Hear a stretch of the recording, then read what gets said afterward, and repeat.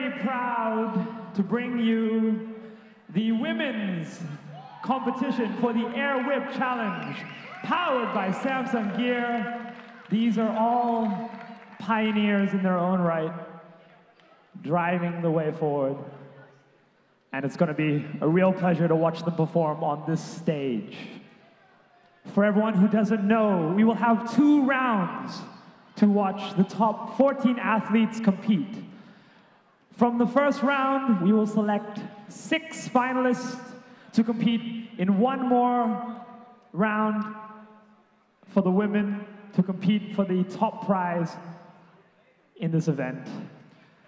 So, without further ado, let's get this stuff going. Can we make some noise for the women of this competition?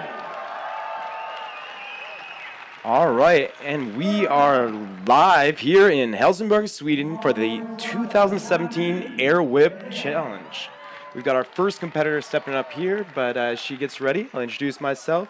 You know, it's your main man, Frosty Fresh, holding it down with world-famous Lynn Young. Lynn, how are you doing, Lynn? I'm really good, thank you. How are you? I'm really excited for this. I know it was a last-minute addition to the competition. It's the first time they've done a women's division for the Air Whip Challenge. And I know there was a really great response. I know it was hard for a lot of girls to get out here, but I think it's great that they're adding this element to the competition because this is such a big event in the sport. Absolutely, I'm excited. I think it's the first competition in Europe who has a proper women's category, so it's going to be really interesting to follow that one. Yeah. All right, well, Lizzie's stepping up here. I think this is one of her first major competitions, right? Yes, it is. She's got a rockin' vibe, both in her music and in her pants. Look at those. Is that leopard print? Looks like it. Also looks like she has a knee injury. Oh. She's used some light movement, but oh, heavy flip. Drop at that elbow cast back. Nice flow so much, using some creative movements, but if she can't put that energy into it, it's not going to come through in the flow score. Yes.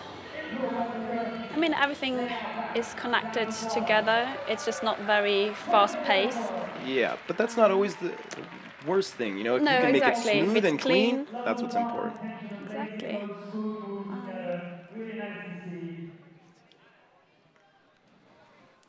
All right, we'll see what the judges have to say about it. It's always tough being in that first spot. I definitely do not envy that position, especially knowing so many great competitors coming up next. But as you heard Anna say earlier, there's going to be 6 of the females going through that, so it's about half the field right now. Exactly.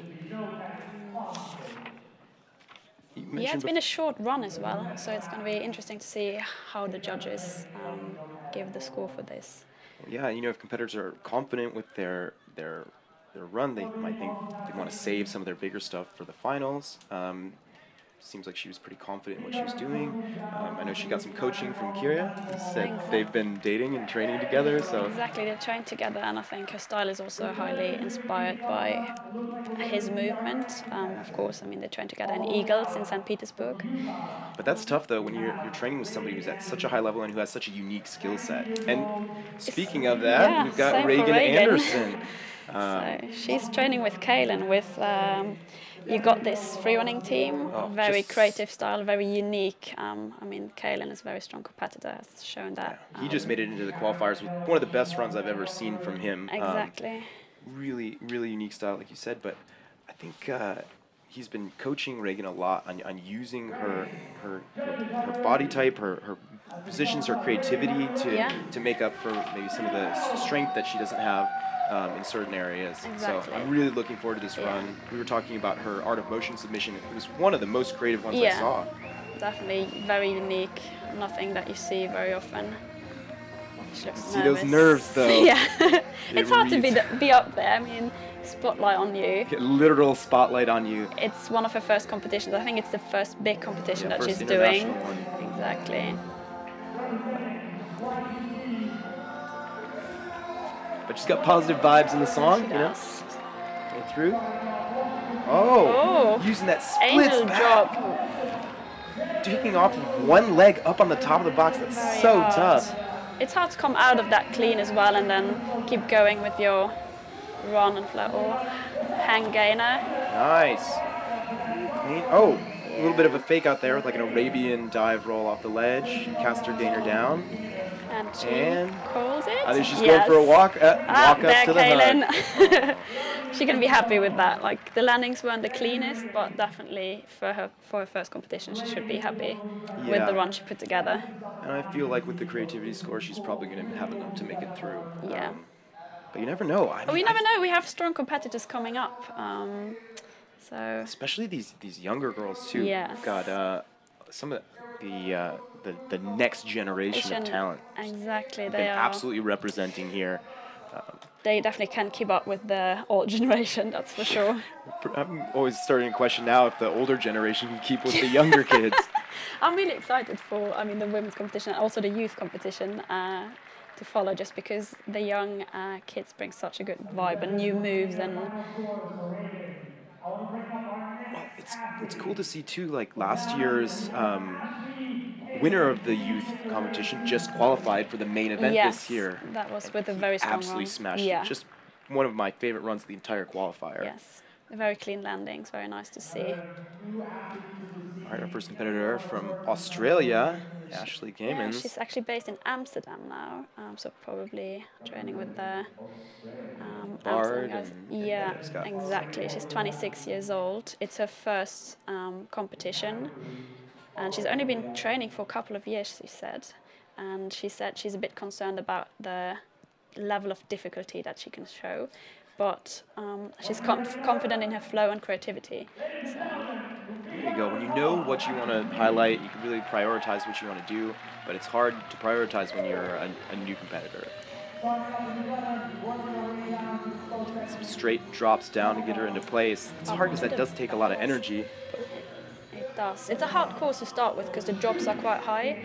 So if you're not comfortable flipping off those, then you still have to find a way to get down. Yeah. Should some clean movement on the bar. Oh, that's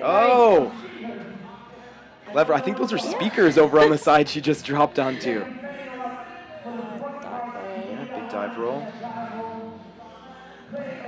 Flopping back. Coming up on that side box. Oh, she calls it.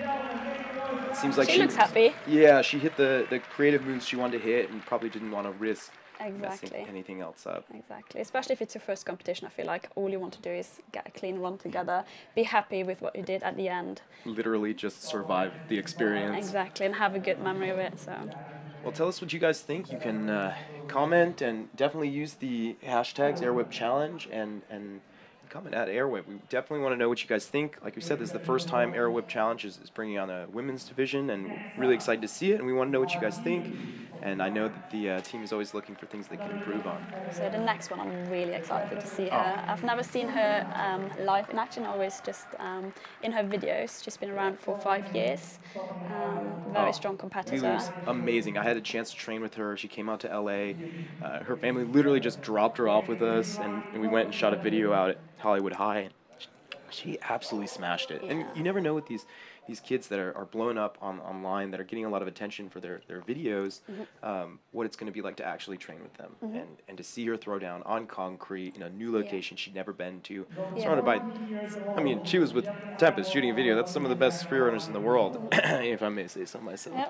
But, she stepped up, no problem. Barely spoke a word of English, but we had a great time, and she got to cut it up. She's 14 years old, I have to say that. So she's very, very young.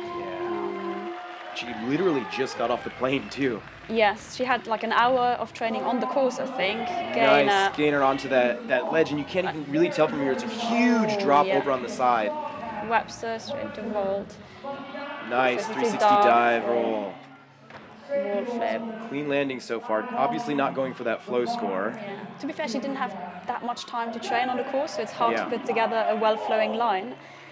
No, absolutely. I think this is a smart play for her because she didn't get the time to learn all the connections. She just knows she wants to hit each of her moves. She's not going to waste any time potentially messing it up. Did you land that? Yeah, it's hard to see from this angle if she landed, but she kept going out a bit. So just a ton of high-level moves for her. She did like how many flips? 6, 7 flips, and landed all of them. Yeah. As far as we can tell from here, at least. at least well enough where she came out of it, was able to go into that palm flip off the corner. And I think it just shows that she basically had the opposite run of Ashley, whereas Ashley was trying to find creative use of the course, what she could do with lower difficulty skills, versus Lilu basically, not even basically, literally walked to some of those spots and just said, I'm going to hit Showcasing fly her away full, difficulty. I'm going to hit this double A twist, I'm going to make sure I get each of those. So I think it was a smart play for her given the circumstances, and she's 14 years. Playing to her strength, and she used to train outside as well, so I think she can take all those landings on hard ground.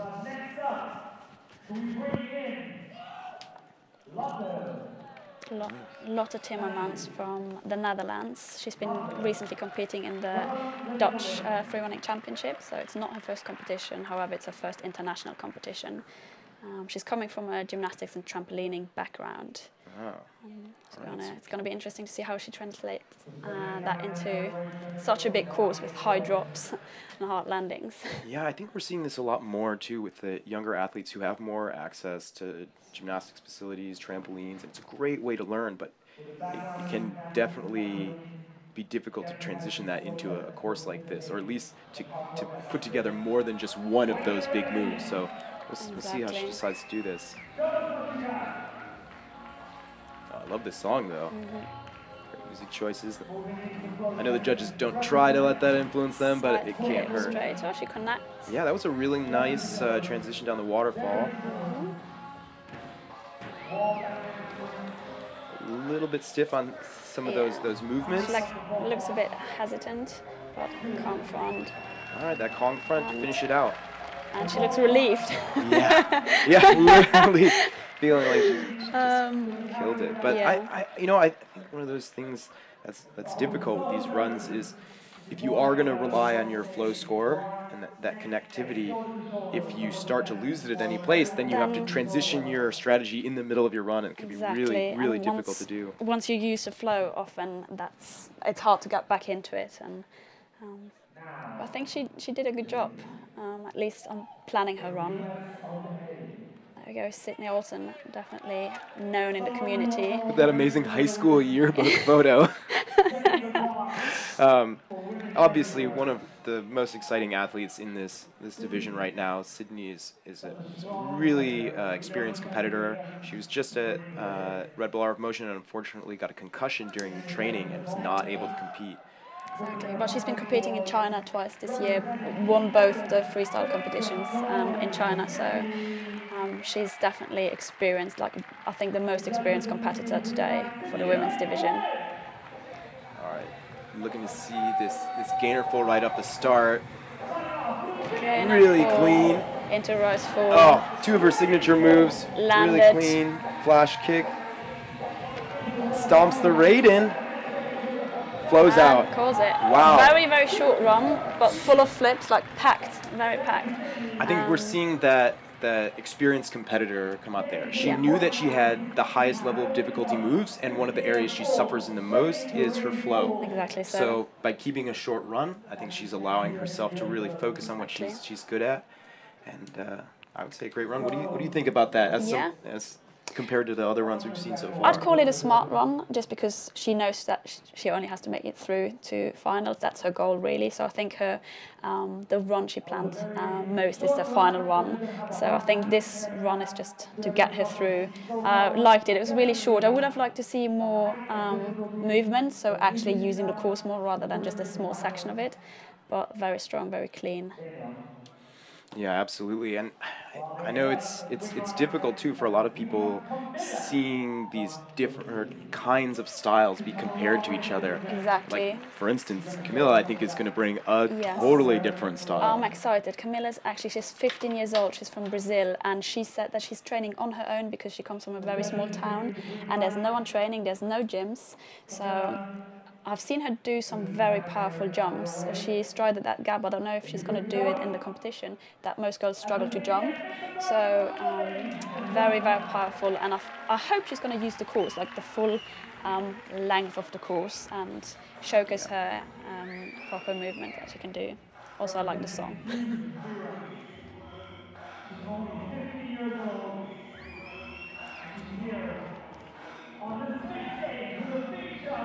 Taking the jump, but interesting choice. Turning around out of it. Must have something set up here on the other side. I think that section is the preferred course for the girls just because the drops aren't as high as the other side. Yeah, that makes a lot of sense.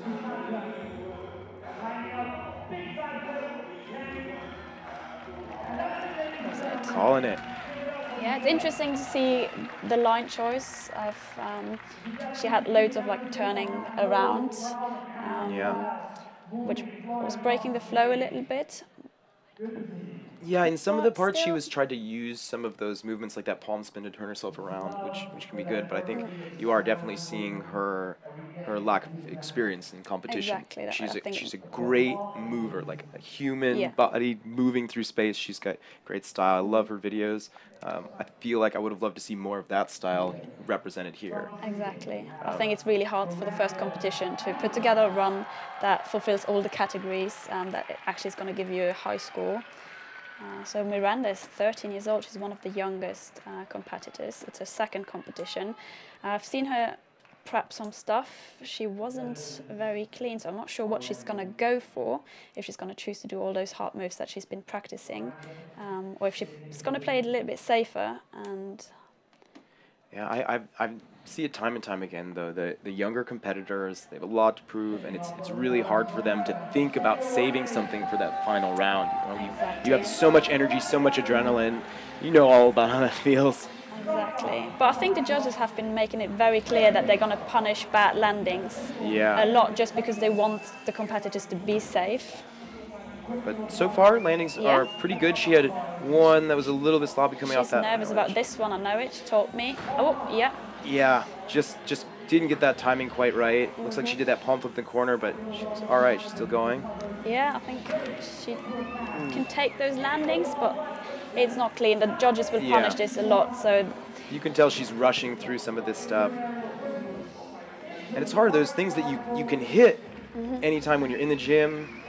Oh, don't know if she's just injured or or upset. upset. It's hard to tell. I mean, she's 13. It's like,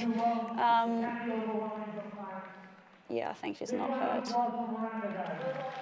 Yeah, it's so hard when you know that you have these moves, that you're totally capable of hitting each one of those. But then with being nervous, having the lights on you, knowing everyone is watching, being in a situation you haven't been before, and she's 13 years old, so that she doesn't look 13, so you tend to forget that, but that is very, very young. And there was a lot of high-level moves in there, and she was trying to hit them in really tight succession. It sounds like she's all right. Yeah. Just a little bit of a bail there, but So she's pretty happy. the next competitor is not unknown as well. She's recently won the Dutch freerunning championships. She had a really bad knee injury a couple of years ago. She fully recovered from that, but I know she's been out for a full year. And she said she struggles a little bit to get back to where she was before, just in terms of confidence. Yeah. That's way harder to build back up than physical strength is that mental durability. She's a member of Jump Free One. She's having a good time there. Yeah. Yeah. Party vibes on the song.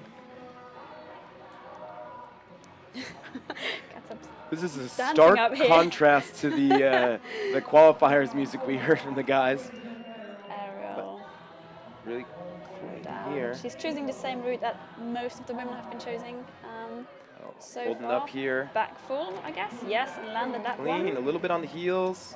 I think she's coming from a gymnastics background as well, or it looks like it. Very clean. Based on those twists. toe points and hands up, I would say yeah. But I think, you know, we see all of these ex-gymnasts, and there used to be a lot of hate in the community, but I feel like just like any other freerunner, they want to move. And if you've got your own style, if you've got your experience, why hide it? Yeah, Own exactly. it. I mean, at some point in your life, you learned all this stuff, and if you can do them, like her back full looks perfect. Like very clean. And she's happy with that. Yeah, I do like seeing stuff like she's adding in stuff like that tricking line to show a different type of skill set that she can sort of expand beyond just that initial set. But Yeah, some really great moments in there. I think she definitely had some slower parts in those transitions. Yeah, especially I think if as a female athlete you choose to go up onto the bars and you choose the highest bars, it's really hard to find a good way to get up without breaking your flow. So Isabella Tutt from Sweden, she's part of Velux Free Run. We have a lot of competitors from that team here today in the youth competition as well. She's training mostly outside, she said. I follow her on her social media, like tricking a lot, so I'm expecting to see some tricking. It looks like she's already setting up for something, maybe a cork. Staring on that. Which is that also amazing. She's 15 years old, and I mean, a cork a few years ago for women was like a high, like difficult move to do, and all those young competitors, they just do it as if it was nothing. But that just shows you the progression of the sport, how fast it's growing. Once that's broken by one person, I think then mentally it becomes so much easier for everyone else. Also, because most of those kids, they just started with free running, so they grew up with it, while the older generation, they started when they were already, they started when they were 15, 16, 17 years old. Short run, but landed everything. Yeah, some nice moments. Some of those times, though, like she had that step out of her Webster off the final ledge, and she started going for a roundoff, but then stopped it, and I wonder if she's feeling tired or anxious, or she was happy with all of her other stuff, so she decides not to go for it. But I always find that's really difficult for the judges to see you finish on something where they expect you to do more, and then they're not pulling that through. Sam Morsetti, though, we just saw her in Canada at NAPC. Great job at the. She competed in skill, speed, and style, I reckon. If I remember correctly, I think she dropped out of speed though in the end, because she recently had a knee injury as well. She tore her ACL and meniscus, so she's still recovering. She's still wearing the knee brace. So. But I really like her style. It is very well-rounded, but it is definitely stronger, at least right now. She's using a lot more of those parkour movements and integrating some of those flips in unique ways. I've seen her using like her aerials as transitions, and it's really smooth. Coming from she trained in Toronto in the Monkey Vault gym, and then in Vancouver Origins Parkour, so she has great facilities to train at. This gap coming down. Yeah, I like that she's moving using the course already. Nice, clean inward. And I like how she's charging it. You know, you can see that energy, and it shows a lot of confidence. She's going up again. That takes a lot of power, to do that and then come down again clean. So I really enjoyed that. She goes there, she looks happy, and I think that was a really good runner. I really enjoyed that one. I think it's one of those things where you kind of have to sell what you're doing, and part of that is the intensity that you put into it, the energy that you reveal from it, and at the end of the day, this is a performance. You are performing, and that's why you see these athletes that are getting good at sort of adding in other skills, the break dancing and stuff, where you can sort of flow out of it. But when you have a really clean style like Sam, you really just kind of have to do it, and she committed to everything. She hit everything she wanted to, which is really nice. So I'm expecting to see her in the finals. Yeah, I'd be surprised if she didn't make it in with that run. All right, so who do we have up next? Next is Denise Pirnbacher from Austria. She's 24 years old, and it's her first competition. Wow, how long has she been training for? She's been training for 6 years now, and she's actually very high skilled in both parkour and in flips. But she said she's going to take it easy here. She doesn't want to risk an injury, she said, and she's nervous. So she's playing it safe. It makes a big difference. I think a lot of it comes down to how you use that nervous energy, though, because for some people it's motivating and it gives them sort of that adrenaline intensity, but for some people it makes them start to doubt themselves, and you know, that's when you start to see who the true competitors are. You know, exactly. Not every good athlete is a good competitor. It's something that you have to find out for yourself, and as it is her first competition, she's going to find out right now. She's going to find out right now how that is going to turn out. But it's nice to, you know, she's got a lot of friends here, and she's got a lot of support from people around her, and she's just joking around and having a good time. And I think that makes it so much nicer when the energy, the community around you is so positive. That's one of the best things about Yeah. parkour and free running. So Yeah, we she's been traveling loads as well before coming here, so I think she's at the moment just on a big free running trip around Europe, and this is just a little part of it. Nice. Big Good gap. Taking that cart down that big drop. Oh, she's flowy. Yeah. Connects everything. Going up Great again top as well. out. Oh, She goes a little bit low on that landing. She's going to call it. I think maybe that wasn't meant to be the last move, but she was smart enough to call it there, Yeah. because adding on to it is just gonna take away from her score if she's not clean anymore because she's tired. Yeah. It was nice to see that she was going down and then up again on the course. It's hard to make that look good. And Yes. we saw people in the qualifiers just before this not really being able to carry that energy through, Yeah. especially with these competitors that aren't as experienced. You don't always know how much energy it's going to take to be going up and down. Exactly. But this Now. is one of the athletes I'm so excited to see in this entire competition. We've been seeing her online since she was 12 years old.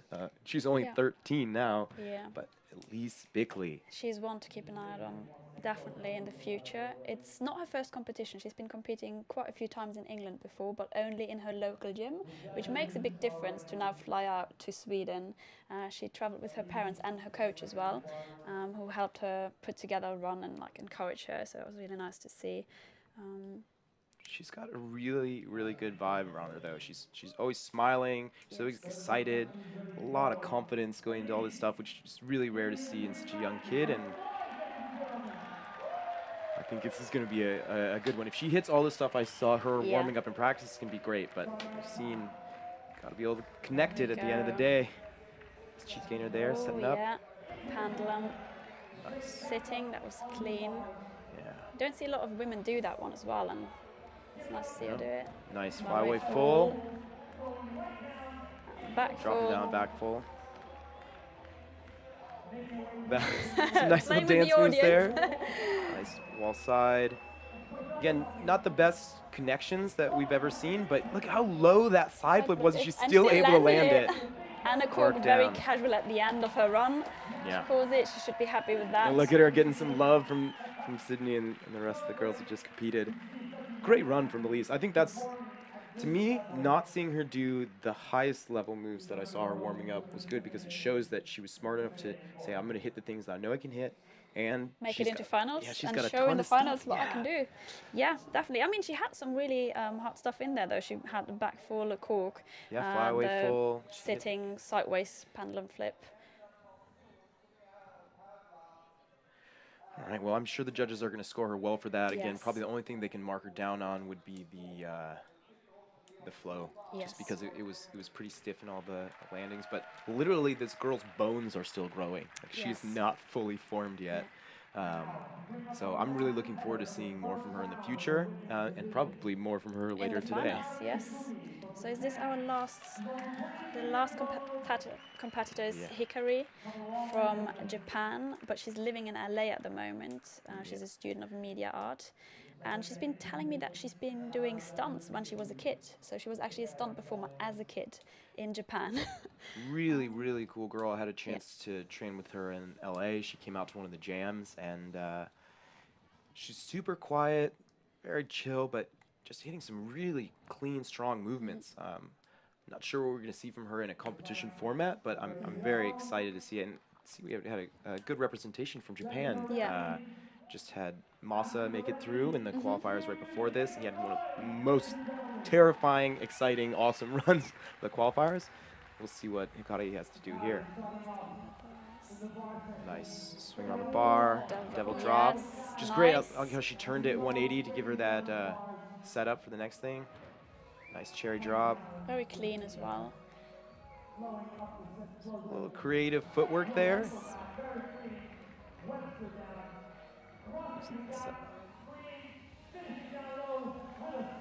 And she's calling it. And she's calling it. Yeah, that was a nice run. I think that Yeah. will make it through to finals. I'd be surprised if it didn't.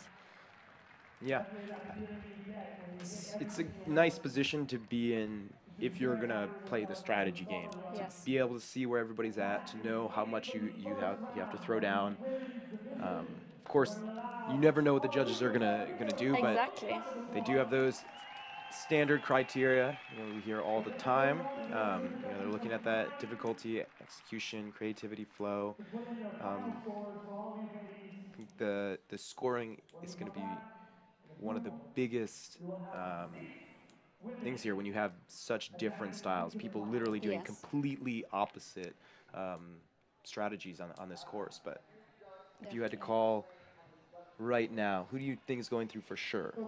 So I think Sydney is probably the one with the highest score to go through. Then Sam, I think Sam might have been my favourite run, to be honest, just because she was using a lot of the course in a different way, very clean as well and flowy. It's a similar style to you as well, Yeah. very smooth and Yeah, and probably clean. biased there in that way. I like to see people use the course in different ways. So whenever Yeah. someone is using a part of the course that no one has used, that already is interesting to me. I love to see people up on the bars, which Sydney is normally avoiding in competitions, she said. So. Yeah. She told me that her hands are too small for any bars. I don't think she has an excuse there because Elise has been thrown Yeah. down on the bars and she has tiny hands. But yeah, who else do I think? It's actually really hard because it's watching them and having to judge them is a completely different story. But I can see Reagan going through. I would say Lilu had a really nice Yeah. run, as long as Lilu. that flow score didn't hurt her too much. Yeah, And it's gonna be interesting. then Elise. I think Yeah. everybody just wants to see her go through. Yes, I'm hoping that she's going through, just because I want to see whatever she's been prepping in the during practice. Well, let us know in the comments below what you guys think. Who's your favorite run from the first round of the Air Whip Challenge Women's Division? Some really great runs from athletes from all over the world. Be sure to tag us in any posts if you guys liked any of that stuff. You want to share it. Just up at Air Whip and hashtag Air Whip Challenge. We're going to have the top 6 females who made it through going in here into the finals coming up here in just a second. It's going to be really exciting. Lynn, you've had a lot of experience competing now. How do you feel like this level of competition stands up to other competitions around the world? I think this is one of the major competitions in the sport, definitely. The course is great. It's a very intimidating course, very high drops. But yeah, I definitely think, especially because this is one of the only events that actually have a category for women, it just gives women a chance to show what they can do. I think because most of the women I've been talking to before the competition, they said that they're actually looking forward to train with other women, because often they come from gyms where they are the only one to train with. So I think for most of them it's also less about competing. It's more about just meeting other women who have the same passion, who might have the same level or be on a similar level to them. Yeah, like you said, you know, a lot of these girls that are getting really good are the ones that are traveling. You know, they're having to push themselves by going outside their local community to find those challenges for themselves, because they might not have the same sort of group of people around them that can really push them. And it's great to see the women's community growing. I think every year we see more people submitting videos for online stuff, for these women's divisions to be popping up. I think this is a great thing for the Air Whip Challenge. I know that they want to keep growing this event as much as they can, and also to give as many opportunities as possible for people to compete. Exactly. I know it's been such an influential part of the community and the academy that they've built here. It's brought together so many people. You might not have seen it, but almost every Swedish athlete that came off the qualifiers or the women's division got rushed by the entire community of people here, and it's just such a great energy. And this is a huge auditorium. I'm guessing by tomorrow for the main event, it's gonna be pretty much packed through. Even though I have to say there's a few women training in Sweden that I was looking forward to seeing in this competition, and they decided not to compete because they just said, oh, they don't think competition is something that enjoy doing. They're very, Sweden has some very high skilled athletes that are just choosing not to compete. But yeah, like we said earlier, competition is not for everyone. Being a good athlete does not necessarily mean you're going to be a good competitor. Exactly. I mean, it certainly helps, but it does not. it's not everything.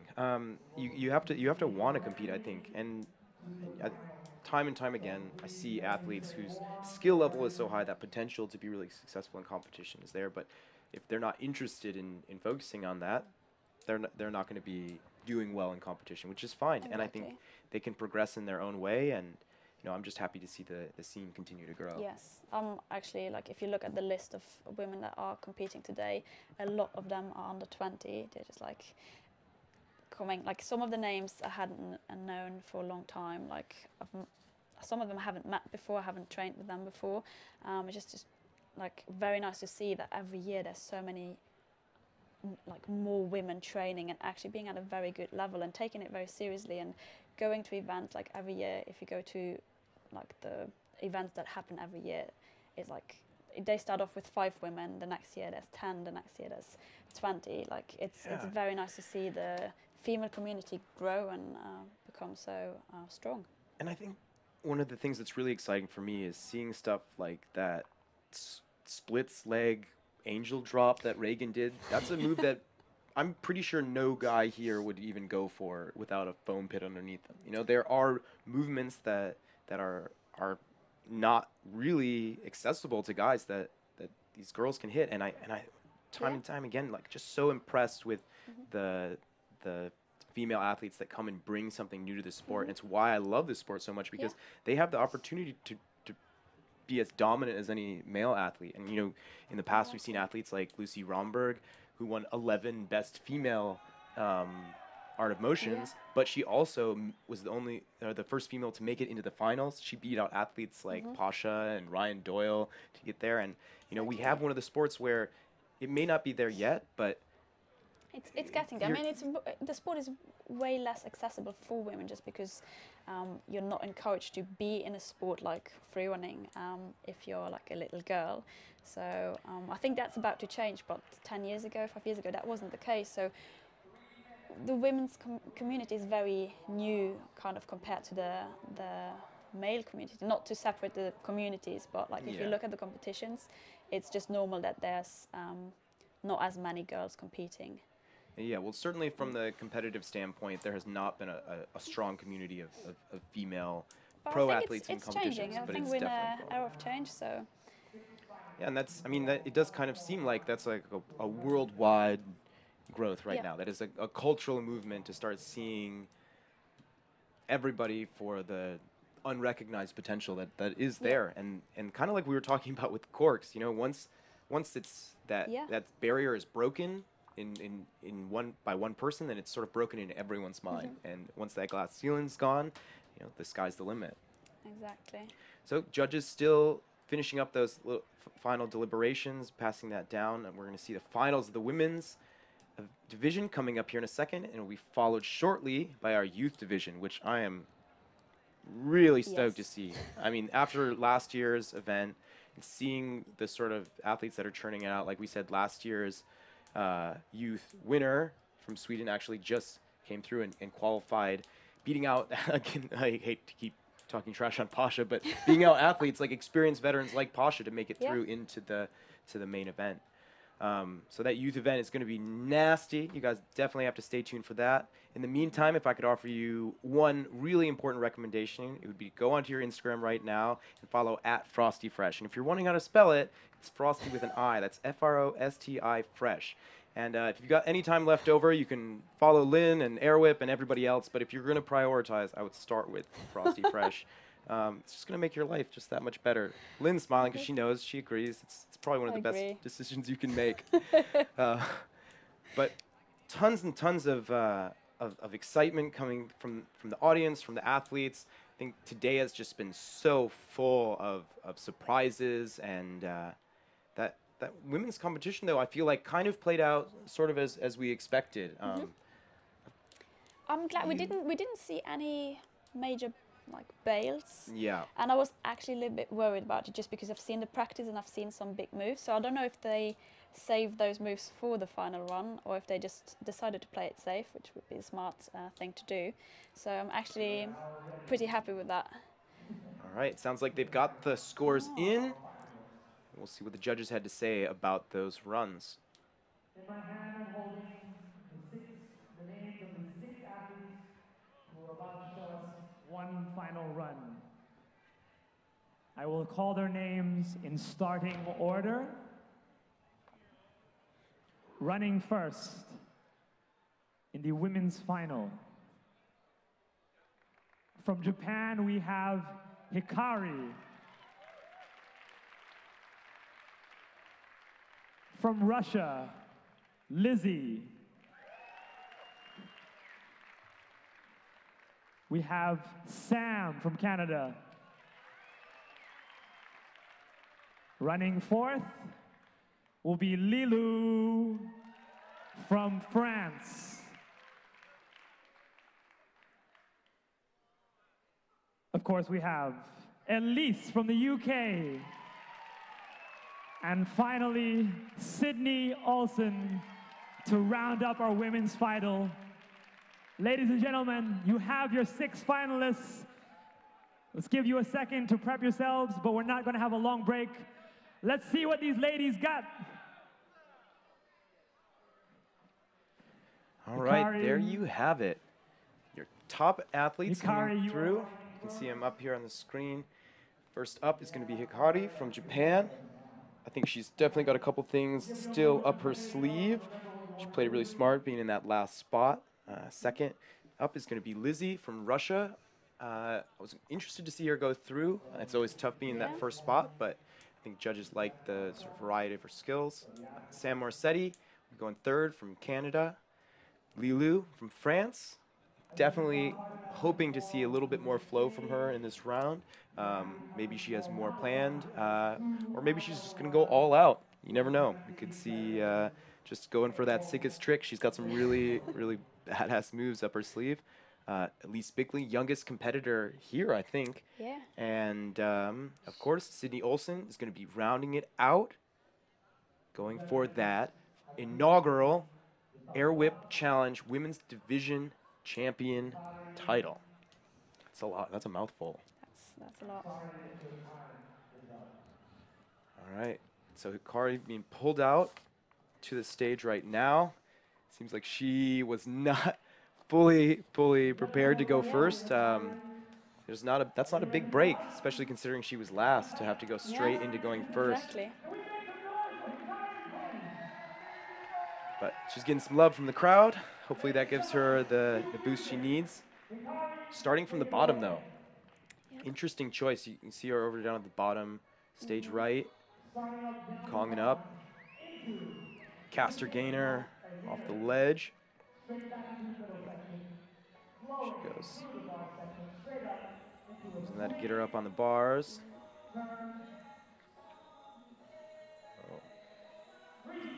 Spending a lot of time on these swings. Can be really a lot of moves from the first run.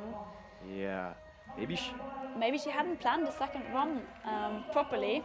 I mean, a lot of athletes don't expect to go through. She looks very happy. Yeah, you could see her looking around for something more to do. Hit that caster wall flip off that ramp. You can't actually see from that angle, but it's actually quite a thin ledge that she's taking off of. It looks like a full-on ramp, but it's only about 6 inches wide, so that's makes a big difference. Yeah. Luckily, the judges have had a chance to walk the course. They know the sizes of stuff. They know how difficult these moves are. All of our judges are super experienced. They're all competitors and amazing athletes in their own right. So they definitely know what they're talking about. And that's why they put through Lizzie, because they saw something that they wanted to see a little bit more of. And I'm excited to see her bring hopefully a little bit more energy to this run. She was definitely taking it pretty safe, in my opinion, in that first run, but I don't blame her. It is the first run of the night. Now she's had a little bit of time to rest. She starts up again. She looks pretty relaxed, though, I must say. Yeah. Well, she comes from a very strong aerobic gymnastics background, so I think she's used to competing, at least not in free running, but that makes a difference already if you're used to competitions. Setting up for pin flip, maybe? No?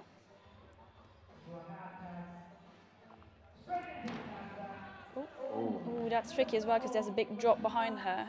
quite a big drop. And Yeah. she's not the first athlete to get close to that. Luckily, she is able to save it. She has a lot of power in her upper body. Yeah. Oh, making her way back up. Definitely have to use some energy That's for that. where you see the difference, though. Like in Sam going up, that was much quicker and cleaner. She's definitely focusing on flips and tricks. Stomping that landing. There we go. A little bit of that flare.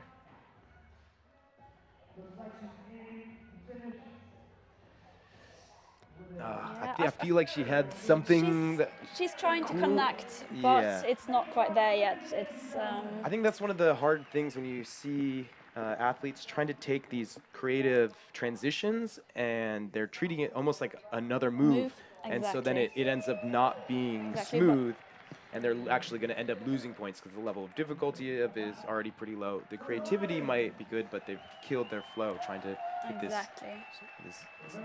transition. Other than some very difficult stuff in there. Yeah, I mean, that's a huge spot for that cast back. She definitely didn't have the cleanest landing on it. Yeah, I think the judges will punish that first landing onto her bum quite a lot. Now, I'm very interested to see what we're going to see from Sam in terms of how different this is going to be from her first run. I also have the feeling Sam is often, she's an athlete who underestimates herself, so I'm not quite sure if she planned the second run a lot, just because she always assumes like, I'm just going to do one and that's it. She's always very, like, she's enjoying herself. She enjoys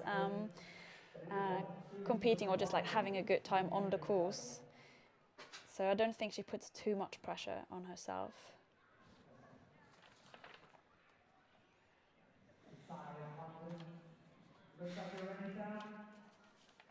She's good to go. She goes. Let's see what Sam's bringing. Big jump. So far the same as her first run.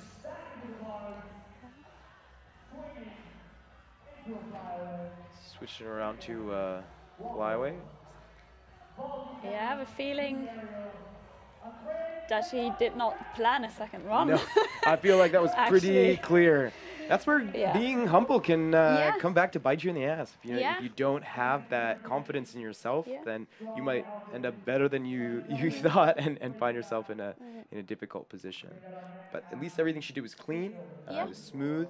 And she enjoyed herself. Like, it's just nice to see her finish her run smiling, even though she hadn't prepared a second run, and still be okay with it, not being upset at herself. I guess that's a benefit to setting the bar low for yourself. But you know, I think now that she's getting more experience in competition, she's going to have to sort of raise the bar for herself. I had a talk with her before, and she said she's going to take it quite easy, and she's going to focus more on like competitions next year. So this was kind of a getting back into. Get yourself through that sort of like mental jitters. Exactly, after an injury like the one she had. That's so tough to come back from. But Lulu up next. I'm actually excited to see what she's got in stock, just because she hadn't had time to train on the course. Yeah.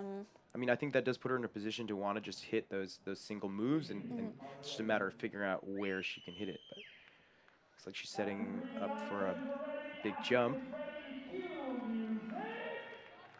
She's also been traveling with a coach who has helped her figure out the runs.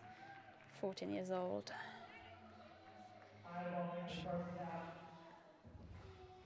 Ooh. Nice.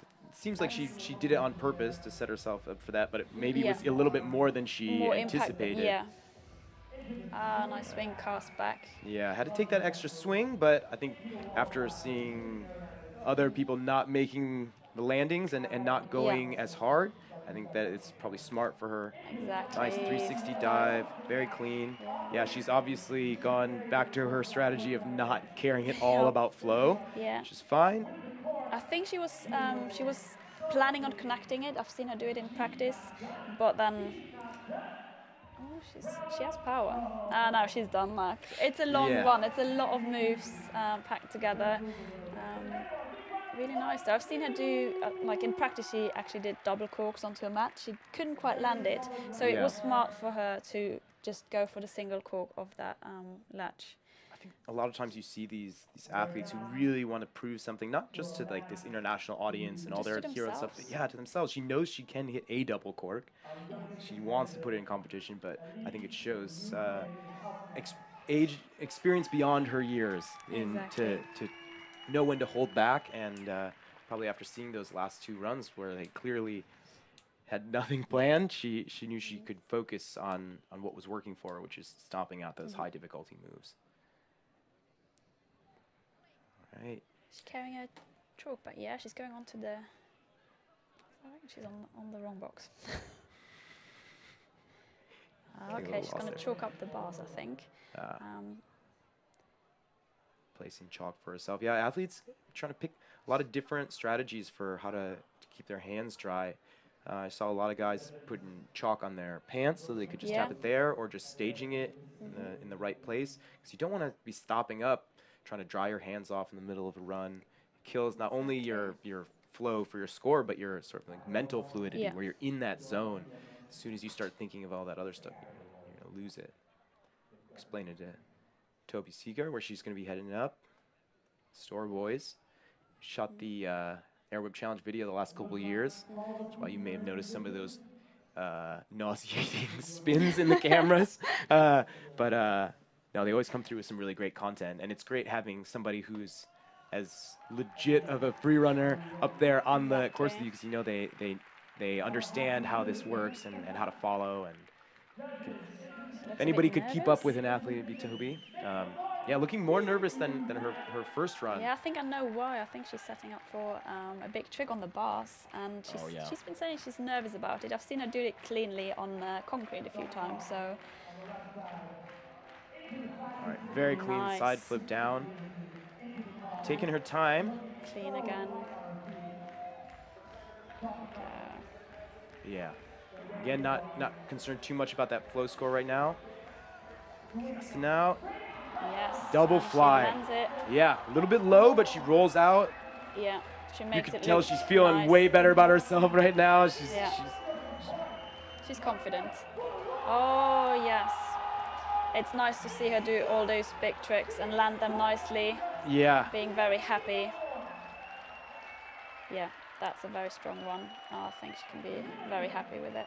Yeah, not the cleanest landings. Obviously, transitions weren't really there, but those high-level moves were really good, and none of the landings were unsafe. Yeah, exactly. And they that were makes still a huge clean. difference. I would still say they're clean. They were clean because they were not sketchy or like there was no room for injury on those. Yeah, obviously flow is lacking, but that's also, I think, a little bit of an experience thing, putting together runs for a competition. Absolutely. But it all comes down to this. Our final female competitor of the evening, Sydney Turbo Olsen, representing Team Tempest out of Los Angeles, California. She has been through a lot this year. She had a really bad knee injury training at Woodward, throwing down a double cork, did a ton of rehab on it, got back into training mode, and then started competing again and was qualified for Art of Motion, and then during her practice did a rise full, stuck it onto a mat, but bounced back and fell down a staircase, got a pretty nasty concussion. Also bummed to hear that she wasn't competing. Yeah. Actually, I was so looking forward to that. She's been training really, really hard for competitions. I mean, she's a competition athlete. She's focusing on competition training. I know she's got a massive line planned for this final run. And it starts off with a banger. I think if she lands everything she's planned to do, then she's going to take first place. But that's the question, is she going to land everything? Yeah, is the question, and we are about to find out. It is going down, the 2017 Air Whip Challenge, Sydney Olsen, Sukahara. Yeah. Definitely not the cleanest landing, but it was feet first, which I think is something that's probably the most bar moves we'll see from Sydney right there. Nice waffle. Cart Arabian. And she calls it. She calls it. Nice. Yeah, it's going to be interesting to see how much the judges will take away for that first landing. But it was, I mean, Sukahara is one of those tricks where the landings are always going to be hard. It's rare that you see someone do them and land them very cleanly. Yeah. So yeah. I mean, without a doubt, that's the highest level of difficulty Yeah. move that we've seen so far. And high risk as well. Great runs from all of the athletes in our women's division finals here at the Air Whip Challenge. Favorites, Lynn? I was just about to ask you the same because I don't That's want to why answer I got that. it in first. Just give me one of your favorite moments. My favourite moment, I reckon, is the Tsukahara that Sydney did. I'm glad she landed it safely, if not the cleanest. It's nice to see that everyone actually, like Elise doing the double flyaway, landed. Yeah. Yeah, I think that the Tsukahara from Sydney is so great to see because it's one of those moves that you don't expect to see, that people are blown away by, male or female. If anybody can throw that down in competition on hard surface. Especially in competition. It's one thing to do them in training and on video, and it's a completely different thing to do them in a competition. Knowing that if you don't land it as your first move, the rest of your run is just going to be really hard to go through. So, yeah. But, yeah, definitely so good to see that. And to see, I think one of my favorite things is just that sort of like joy on the faces of these athletes as they hit these moves. You know, I feel like everybody is having so much fun out there. It is a really amazing course. It is a massive course with a ton of big drops and scary technical spots, but everybody seemed like they had a really great time. Yeah, Your favorites, yeah? I would have to say Elise Bickley, just coming through with the exact kind of thing that I want to see from her. Like, I don't think anyone had this anticipation of her being a perfect athlete yet, because she shouldn't be. No, she's so young. 13. She has plenty of time to grow into that. But she's pushed herself so far already. You know, she set that bar for herself really high. And, you know, we were talking about some of the first athletes like Sam or Hikari, you know, like not really even putting in their mind that they might be going through the finals. And it was really obvious that those, especially those last three girls, Lilu, Elise, and Sydney, all planned on going through the finals, saved a couple big tricks, and I think that's what it's going to take for the women's division to continue to grow in the way that it is for people to push it. Exactly, and they have really to believe that they can do this. And, you know, Sydney was trying to convince Marcus to let her do this and do the qualifiers after so she could try to compete with the guys. How well she would do in that competition, I have no idea, but I think more than anything, it's just exciting to hear about somebody wanting to move things forward, to push the envelope and take it to the next level. Yeah, exactly. And I think that's exactly what we saw here at the inaugural 2017 Air Whip Challenge Women's Division. Yeah. Got the whole thing out that time. Let us know what you guys thought at home. Comment on the video or tag us at #AirWhip challenge. I had to walk that whole thing out. Big thanks to our friends at Samsung that made all of this possible this year, and for the whole city of Helsingborg that actually puts in money to support this every single year. It's so great coming here and just feeling the support of the community, of the company that they've come to keep here in this area, the families, the young kids. I think they're hugely supportive of this event and everything that's going on, of the entire international scenes. So thanks to all of them, thanks to Samsung, and thanks to you guys watching at home. And if you want to say thank you to us, just, you know, give at Frosty Fresh a follow. But I'm going to teach you all about this self-promotion. And get it. Yeah, I'm really interested to see how that judging is going to break down for those top three. I mean, I would have to say those last three women to go are going to be our podium, but the order, it could go a lot of different ways. Yeah, I mean, it depends on how the judges are going to reward certain things, and then also because Sydney had quite short runs compared to, like, I mean, Elise had quite a long run. Yeah, but she also did stop right in the middle of the run. She was chalking her hands, but it is, you know, that is part of it. She did break that, but she wasn't going for that flow score anyway. No. It doesn't really look like any of them were really focusing on that, at least from those final three.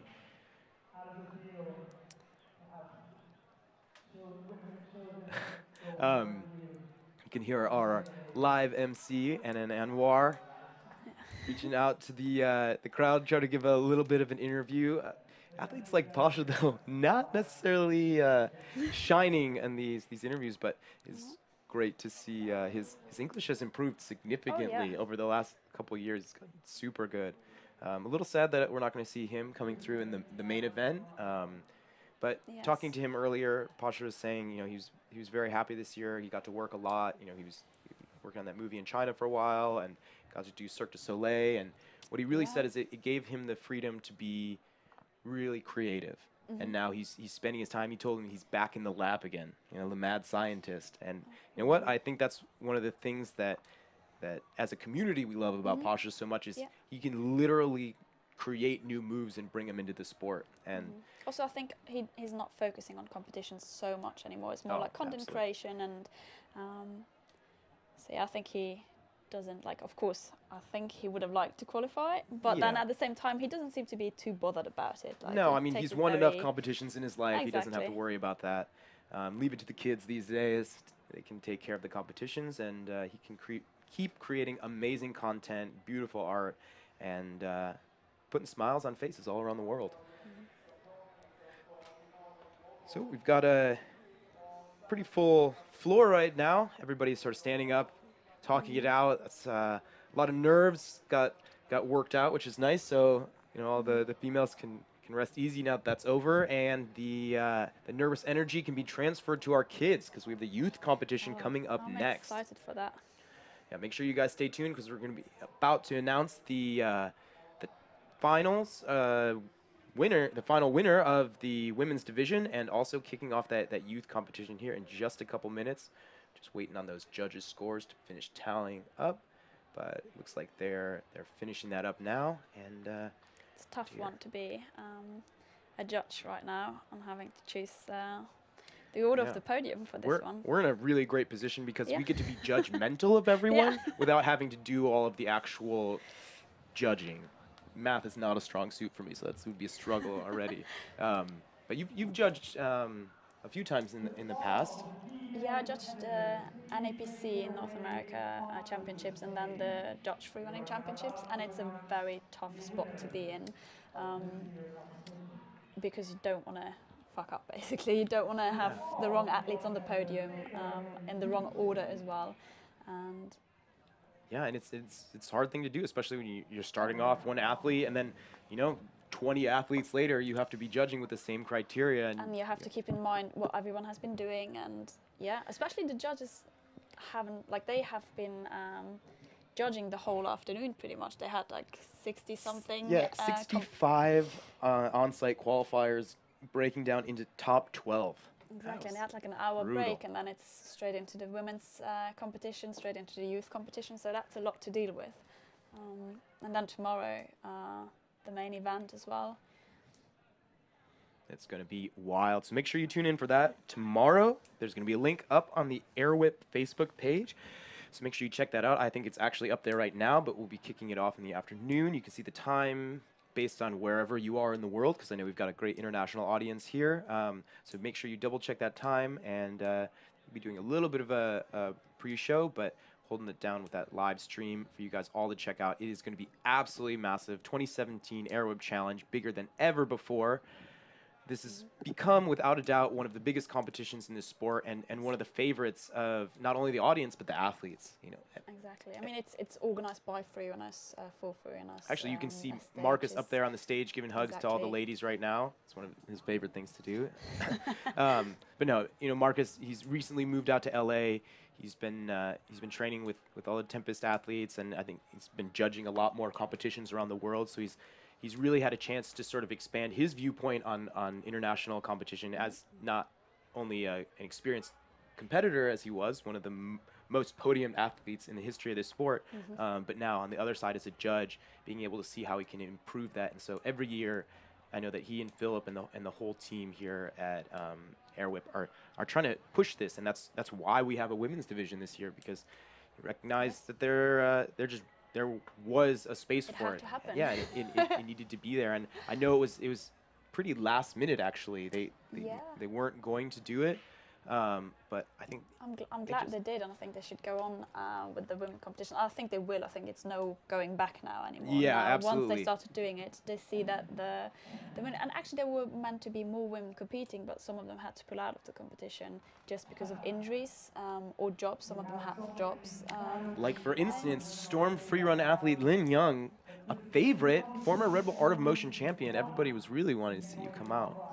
Yeah, but unfortunately at the moment I'm not able to jump really, so. But next year, looking forward to seeing you back here. In Hopefully. This.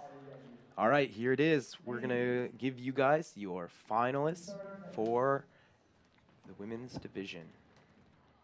From France, Lilou.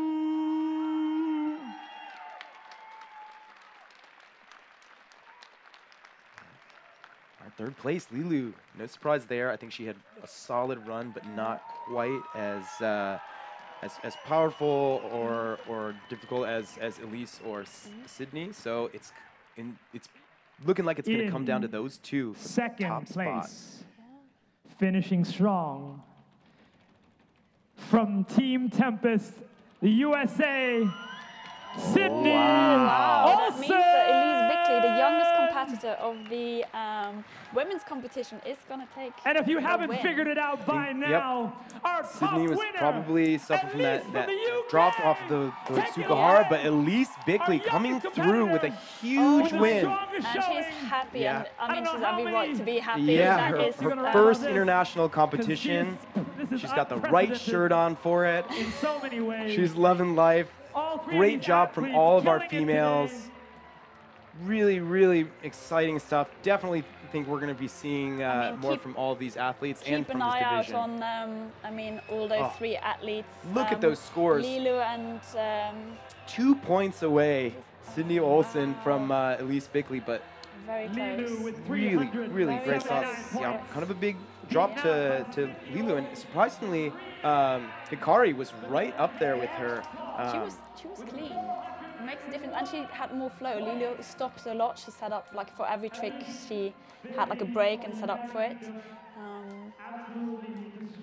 So yeah, it's actually coming a little bit as a surprise to see Elise first. Maybe just because I didn't expect a 13-year-old to just compete against all those Yeah. experienced athletes and Especially an beat athlete like them. Sydney Olsen, that's a much more experienced competitor on an international level. She's been killing it for. If she a had long time. landed that first move, she would have taken the win 100%. Oh, It's just absolutely. the judges made it really clear that they will punish bad landings Yeah. to prevent injury mainly. Yeah, So, yeah, as but- they should. So, amazing job by all of the athletes in that division. Huge congratulations to everybody that competed and showed up. But Elise Bickley walking away with her first international win here at the 2017 Air Whip Challenge.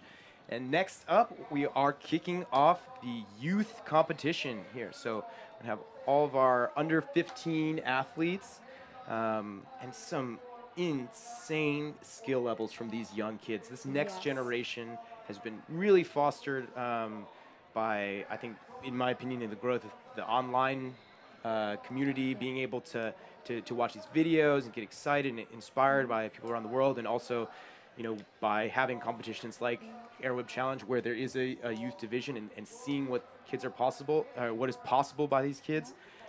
It's inspirational. Yeah, and also like Scandinavia has a lot of talent coming out. Just because the countries they encourage free running parks, like indoors and outdoors, it's a lot integrated into like society. It's just normal. Like free running isn't just a border sport anymore. It's like actually very popular and accessible to everyone. So yeah, I've been training yesterday with some of the kids in the Air Whip Academy, and I mean, I was mind blown by watching them move and doing all these hard level tricks very cleanly as well. But still so humble too, Yeah, and they're of so course, excited yeah. to see their heroes training, and it's crazy because like someone like, well, for example, Elise Bickley looks up to athletes like Sydney Olsen, and she ends up coming out on top, and that's what you want to see from this sport. I know that Sydney was somebody who was inspired by Lucy Romberg, so, yeah, who she we ended all up were, joining yeah, her of team, and course. then ended up being the first female to ever beat her in one-on-one competition. And it's like that's the progression that we want to see the sport. I think it's just hard that it's happening faster and faster. Yeah. Things that used to take years, athletes are learning in months now. People are picking up these new moves overnight. You can see something, you know, what did we see last year? We saw the first Kong gainer full outside. And Now we've seen it in competition at yeah, NAPC. and it was like literally the next day somebody else posted a Yeah. video of something that had never been done before, and then now we just saw it stomped in competition by Joey Adrian. Yeah. It just shows you how fast things are progressing in the sport every single day. Can't sleep on it. It's exciting. See them getting in the course all prep. Marcus Zirken Gustafsson, voted 7th best looking man in Sweden. Oh, really? I didn't Oh. know about that. Oh yeah, you can ask him all about it. He tries to keep it on the DL, and I love to call him out on it. But I love that Marcus has become so integral in the competitive scene because his style of movement has always been so great in competition. He's all about connecting these really difficult moves, finding really creative ways to implement them. And I know part of it is after he started doing well in competition, they wanted to start doing their own competitions, and he just started designing courses that worked really well for his style. And now you see that style pervasive throughout almost the entire competitive sport. Yes, and I mean this course this year I think is by far the best course they've had for the Air Whip Challenge yet. Like the last year's course was great, but this one is even better. Especially it gives athletes with different skill levels the chance to still show what they can do. I mean, we've seen in the qualifiers a lot of people using the rails, like striding the rails, using the high line. Others using those high drops to flip. So it's like a really well-designed course this year. Yeah, and we've got a lot of great hot spots on there. You can see from this angle how it's kind of broken down into your 3 tiers. You've got that top level with some of the biggest jumps, that middle section which on the left side has that waterfall and then meets with the bigger bar area, and then that bottom section has a lot of your more technical drops and the kickers to give you some of those pop flips down onto the ground. I think that in this youth competition, we are going to see a lot of bars. I know that the younger athletes have, because a lot of them are training in the gym, are getting really, really good bar skills, and they don't require as much strength. You can use your momentum a lot more. Exactly. What do you think is your favorite part of this course? The favorite part of this course for me, well, depends. To watch definitely the high line, like seeing people stride those rails, like Joel did stride rails, like he plied out of it. That is very exciting. If I was to compete, of course, I wouldn't use that that line. The bar section, probably. If I was to compete, I'd use a lot of bars. The bars going into the slanted wall, we've seen Eric Mukamachin doing the flyaway to back. Like, that was an interesting one to see. So stuff like that is definitely like I Really enjoy exciting, watching that, yeah. and I enjoy training it as well. So that would have been my choice of.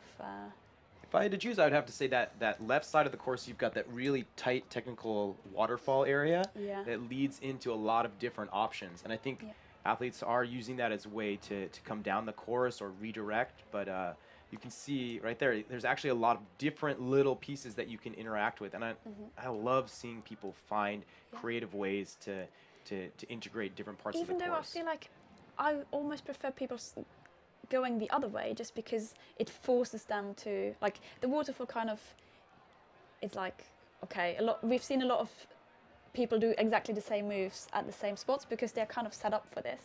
But then the other side is way more open to what you can do, and it really separates like the athletes that have like. See, I feel similarly, but almost completely opposite. Oh, really? Because when you see a lot of people doing the same things in the same place, it makes it more exciting for me when somebody does something different. That's true And, as well. you know, in a lot of these places, you're going to see similar movements because a lot of times athletes aren't really focusing on what they can do with the course. They're focusing on where they can put their sort of signature moves that they want to do. And when you find athletes that can be really creative with how they use the course, I think it's one of the most interesting and oftentimes the most surprising kinds of creativity that you can have when you Yes. find an interesting course. Yes. It's like there's some athletes out there that before they even do their run, you can kind of guess what they're going to do where, because they have signature moves and you know, okay, they need this height to do them off. But then you have other athletes that can completely surprise you because you have no clue what they're going to do, which I think is very exciting to watch. Oh yeah, without a doubt, I think we are going to have some amazing moments, some jaw-dropping skills here in this youth division coming up. If what I saw during warm-ups is it any sign, I think it's going to be an insane event, and I'm really looking forward to see what they throw down. A lot of people have been saying that they prefer watching the youth competition to the main event just because it is exciting to see all these little kids do these amazing things, and most of them are not known yet, so you don't know what to expect, and you're just mind blown. I think we've been able to watch a lot of these kids sort of literally grow up, you know, online, which is kind of this funny thing now that everything is documented, everything is available on the internet. So like these athletes like Elise Bickley, who's so young, I feel like I've known her for so long because I've been watching these clips of her, and it's cool because I get excited for them like I've been there the whole time. And it's one of the cool things about, you know, this sport, which has grown online, which considered one of the first viral sports, you know, without YouTube and Instagram and Facebook, this sport would not be what it is today. We wouldn't have the community we have. We wouldn't have the connections we have, the progression of movements and style and growth, not only in the action itself, but in the content that people are creating, the events that people are coming with, the organizations, and everything from clothing and shoes to videos and art projects. It's such an exciting world that free running has been able to grow in. And thanks, so Mark fast. Zuckerberg. I appreciate everything you've done. It's good work, buddy. Keep it up. We're thankful of everything you do. It looks like they're just taking the last promo shots with the women's division finalists. If you guys are just tuning in, we just saw UK's 13-year-old Elise Bickley walk away with her first international win here at the Air Whip Challenge women's division, narrowly beating out fan favorite Cindy Olsen from Tempest Free Running by only 2 points. I think we're probably going to see a lot of close scores here again in this youth comp, because a lot of these kids are training just such high-level moves. A lot of them are coming here as groups, as friends. They train together. So there's a lot of energy, a lot of excitement, and a lot of great skills being thrown down, at least during warm-ups. I'm expecting to see some of those moves. Hopefully they can keep it all safe. As we saw from the judges, they are severely penalizing poor landings, try and keep these athletes as safe as possible when throwing down on such a massive course, especially for some of the tinier kids we have out there who maybe haven't hit those puberty moments yet. But as you saw from that women's division, you know, the size can sort of be put to your advantage. You don't have to be the biggest athlete to be able to do well here. It's about how you use your strengths, how you use your movement to try and come up with something really creative.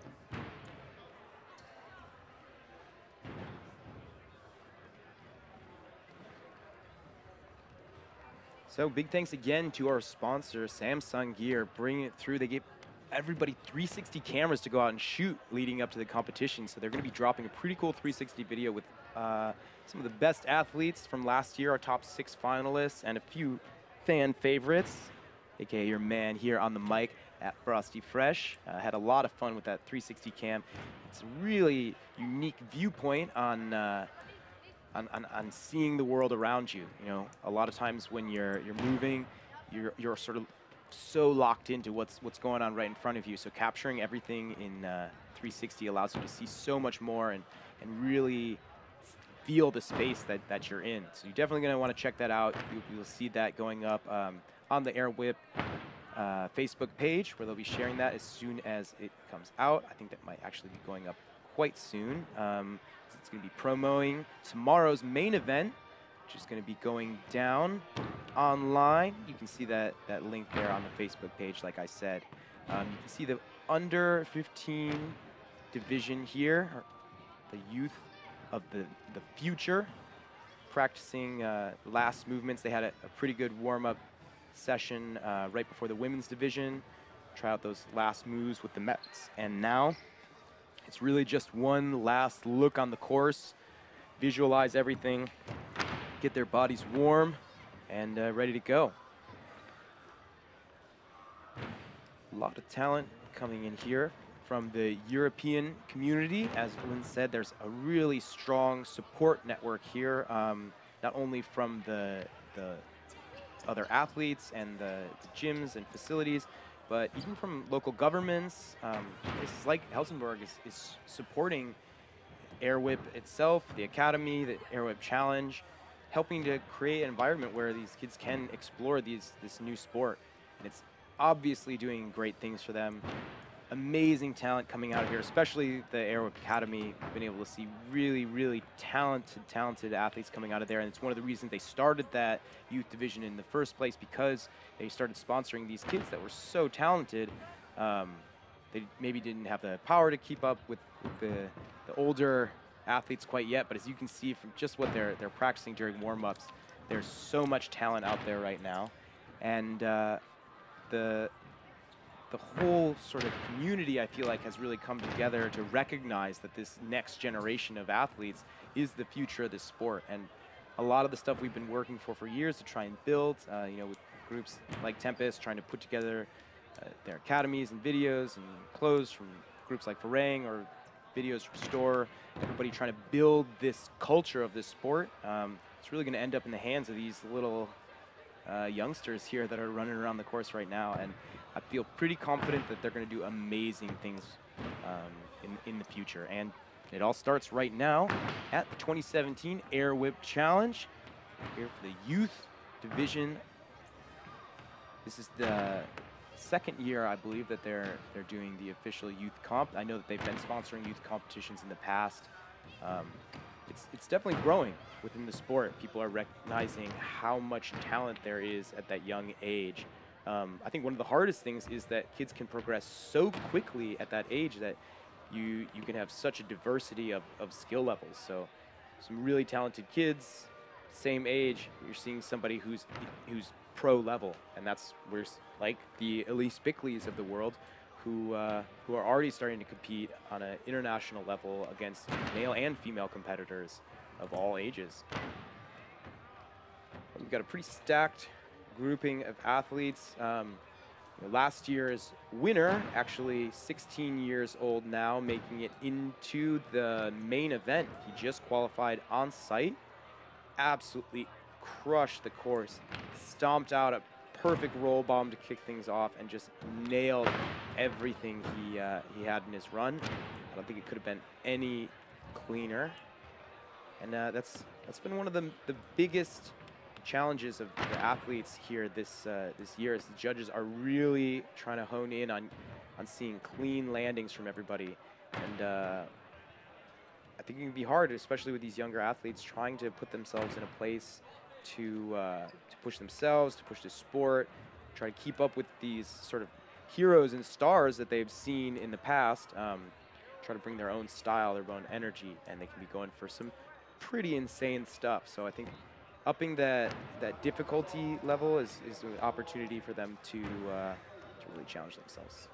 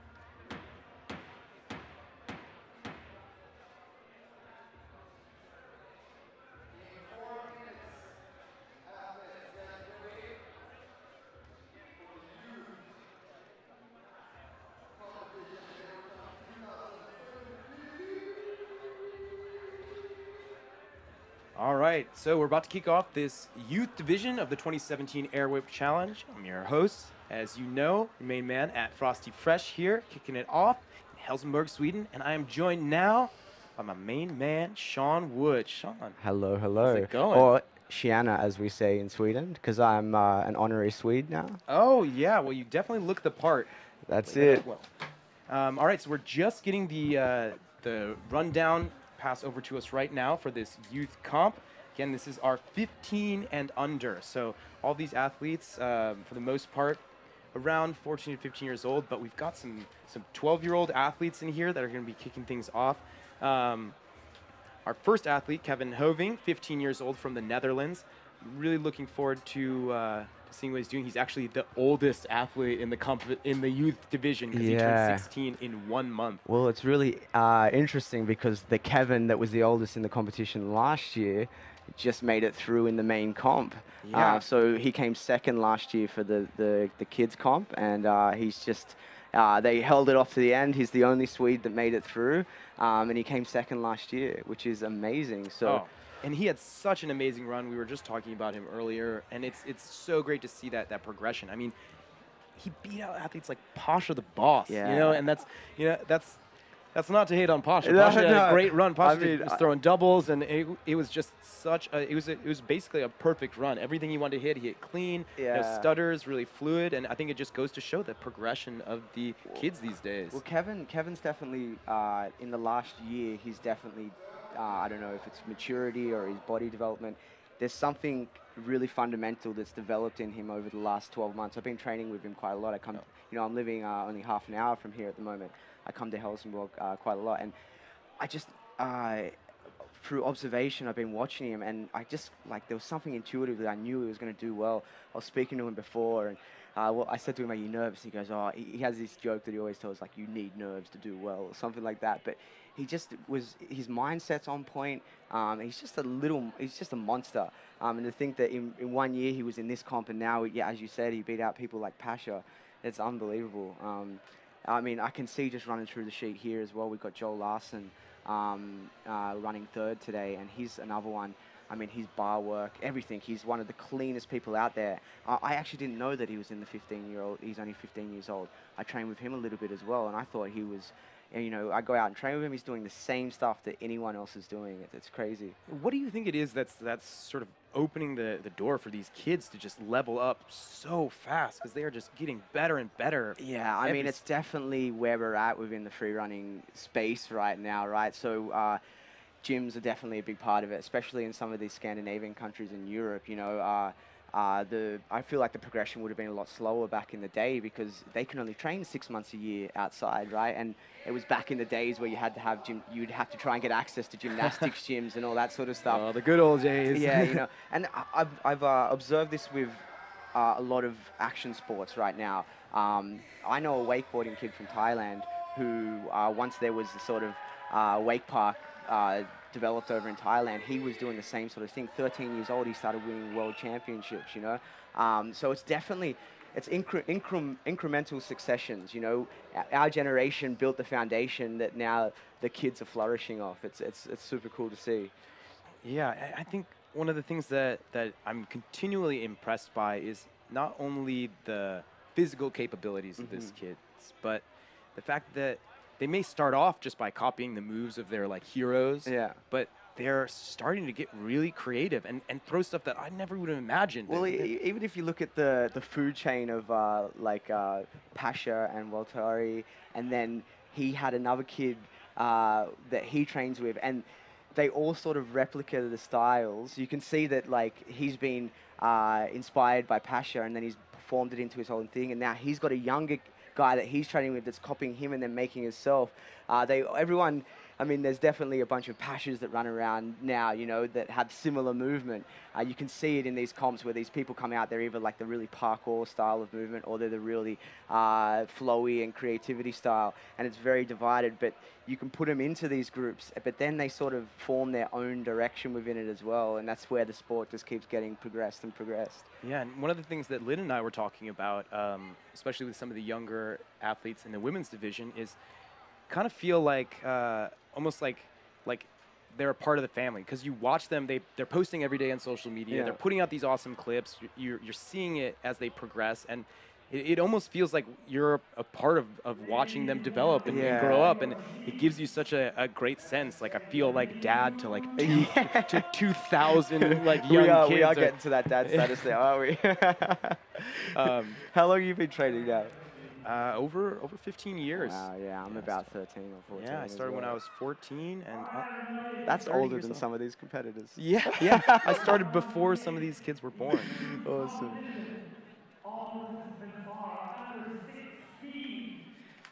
We've got Mr. Anwar back on the microphone. All right, let's let him break it down for you guys right now. And impress the judges with their tremendous skill, and I do mean tremendous. I've been around the world several times, and I have to say that Sweden has one of the most talented youth communities I have ever witnessed. You should be damn proud. They are such an amazing group. Today you're going to see exactly how good they are.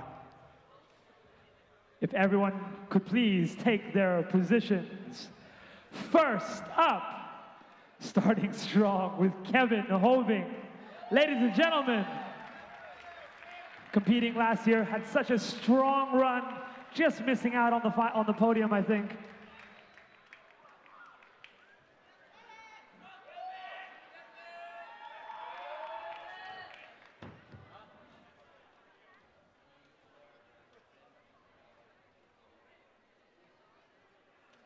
Many of these young athletes have only been training for a few years, but already their skill can challenge some of the best athletes here.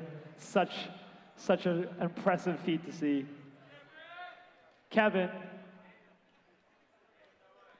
the judges seem ready for you. When you're ready, Kevin, give us a signal. Kevin's given me the thumbs up. Cue music. Ladies, make some noise! Busting out the shades. The Kurt Cobain Sonny's on. I don't know what that was about, but It was a great moment, though. You know, you gotta add style in your own way. That's Wherever a whole you can. category. Or is it a category? No, it's not. But it may be the most important thing. Yeah, definitely. Back over that guy. Slide. Oh, nice little tumbling line out of it. Clean. Racking up some flow points there. Yeah, and he's Oh, Ooh, very connecting smooth. perfectly. Webster right into it. I saw him practicing this, and he's stomped it 3 fronts in a row. Oh, And he's he left the ran arena. See you right later. out, and he's going yeah. back. That was a grand Yeah. final, really. So a really nice clean run. I saw about 17 Websters in it, Yeah. but they were all really well connected. I just wonder if it was going to be enough to make it through Probably into the lose a finals. little points on creativity there. There was some great flow, I think, though. Yeah. It's really hard with these first runs. I always feel bad for the people that draw the short straw and have to run first because the judges don't really. I mean, you've done a fair bit of judging yourself, right? Yeah, I've done it. It's not, and it's hard. It's the hardest thing to judge too. That first position because you don't want to set the bar too high or too low Yeah. because you really. I mean, you may think you know what the level of competition is going to be, but you never know what's going to happen. So one of our youngest competitors here, Ebit Sparman, 12 years old. This kid, I see him around quite a lot. He comes into bounce quite a lot, and he's a little beast. Always got this real serious look on his face, but then just busts out some crazy stuff. Yeah, he's repping Air Whip, where he's part of the youth team. Yeah. He is actually just confirmed the youngest competitor in the competition. So we just had our oldest competitor in the youth division and now our youngest one. And he actually competed last year in Air Whip Challenge, where he was, I think, also How the do you, youngest. how do you feel about the age differences? Do you think there's a lot of development in those 3 years, say from 12 years to 15 years old? You know, like it's a pretty foundational. Obviously, point a lot happens in there, but we Yeah. just saw 13-year-old Elise Bickley beat out Incredible. 24-year-old That was Sydney Olsen, and amazing. it was amazing to watch, you know. So we'll see what he has to say about age ain't nothing but a number. He started off. All right, scoot full, Scoot full. popping up onto this wall. Those wall runs look a lot harder for him though. Yeah, you do notice just that little bit less strength at this age, Yeah. right? But they're able to whip out these tricks from nowhere. See, I feel like they're a little bit more durable at this age still. They've got that natural flexibility. Yeah, and their bones are still soft. Yeah, short and sweet. He looks happy with his run though. I love that the Air Whip kids are so supportive. The whole Swedish community, after each run, they all sort of get in this huddle and give each other a hug. Yeah, it just makes it feel so good to know that you've got the support of your friends and family and this whole community. Yeah, they've got a great community vibe out here, that's for sure. So yeah, that was short and sweet. I mean, how many runners do we have? It's pretty stacked. I think we've got 17 athletes, but I think that we might have actually had a couple of our younger athletes just dropped out. One of them twisted his ankle, I think, and yeah. a few have been injured. Here we go, Joel Larson. This is definitely a run to watch out for. He's definitely someone that's a high contender for the finals, I think. And he's got some competition experience, which most of these other athletes do not have. Yeah, I mean, I would debatably say that he's one of the top free runners in Sweden at the moment. Is that overall or just? Yeah, I think so. So the fact that he's still only 15 years old is incredible. He's got such a techie style, and you probably notice him doing some big precisions and some nice bar swings, and it's just perfection. All right. Well, give some love to our man Joel Larson, who's about to throw down his first run, 2017 Air Whip Challenge. It's going down in Helsingborg right now. Nice go step. Straight to the bar position. Over the bar. Straight to the double.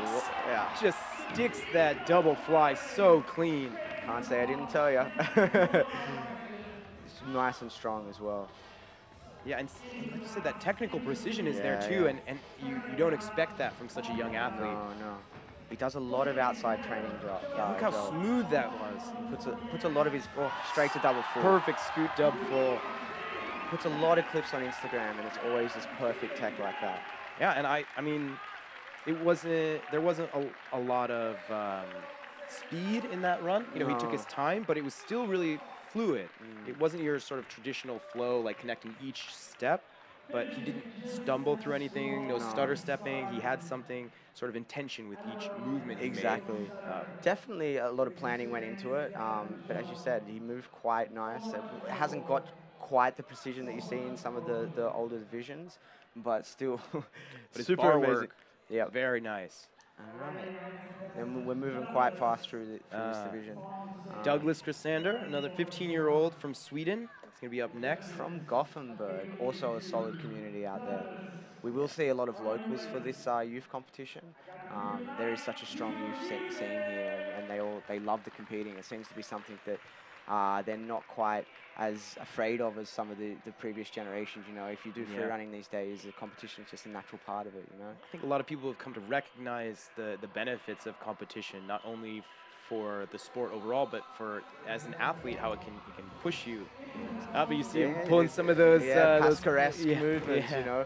This is exactly what I'm saying. In comparison to Joel's run just previously, there's two very different styles from straight out of the gate, you know. Yeah. Oh, short and sweet. It looks like he didn't quite hit what he was intending to do. I mean, especially at this age. I mean, I did a run earlier on today, and I haven't done much competing over the years, and I got thrown out, you know, like I lost my way. And especially at this age, if they haven't got so much competition, you sort of plan a whole run, and things can change so much. And I think that's what competition experience gives you. If you get lost halfway through your run, you know what to do. You know? At least how to deal with it. Yeah, you know, exactly. If it's not working. But we've got another Swede coming up, Alfred Zetterberg. Alfred's 15 years old, and he's got a gymnastics background, if I'm correct.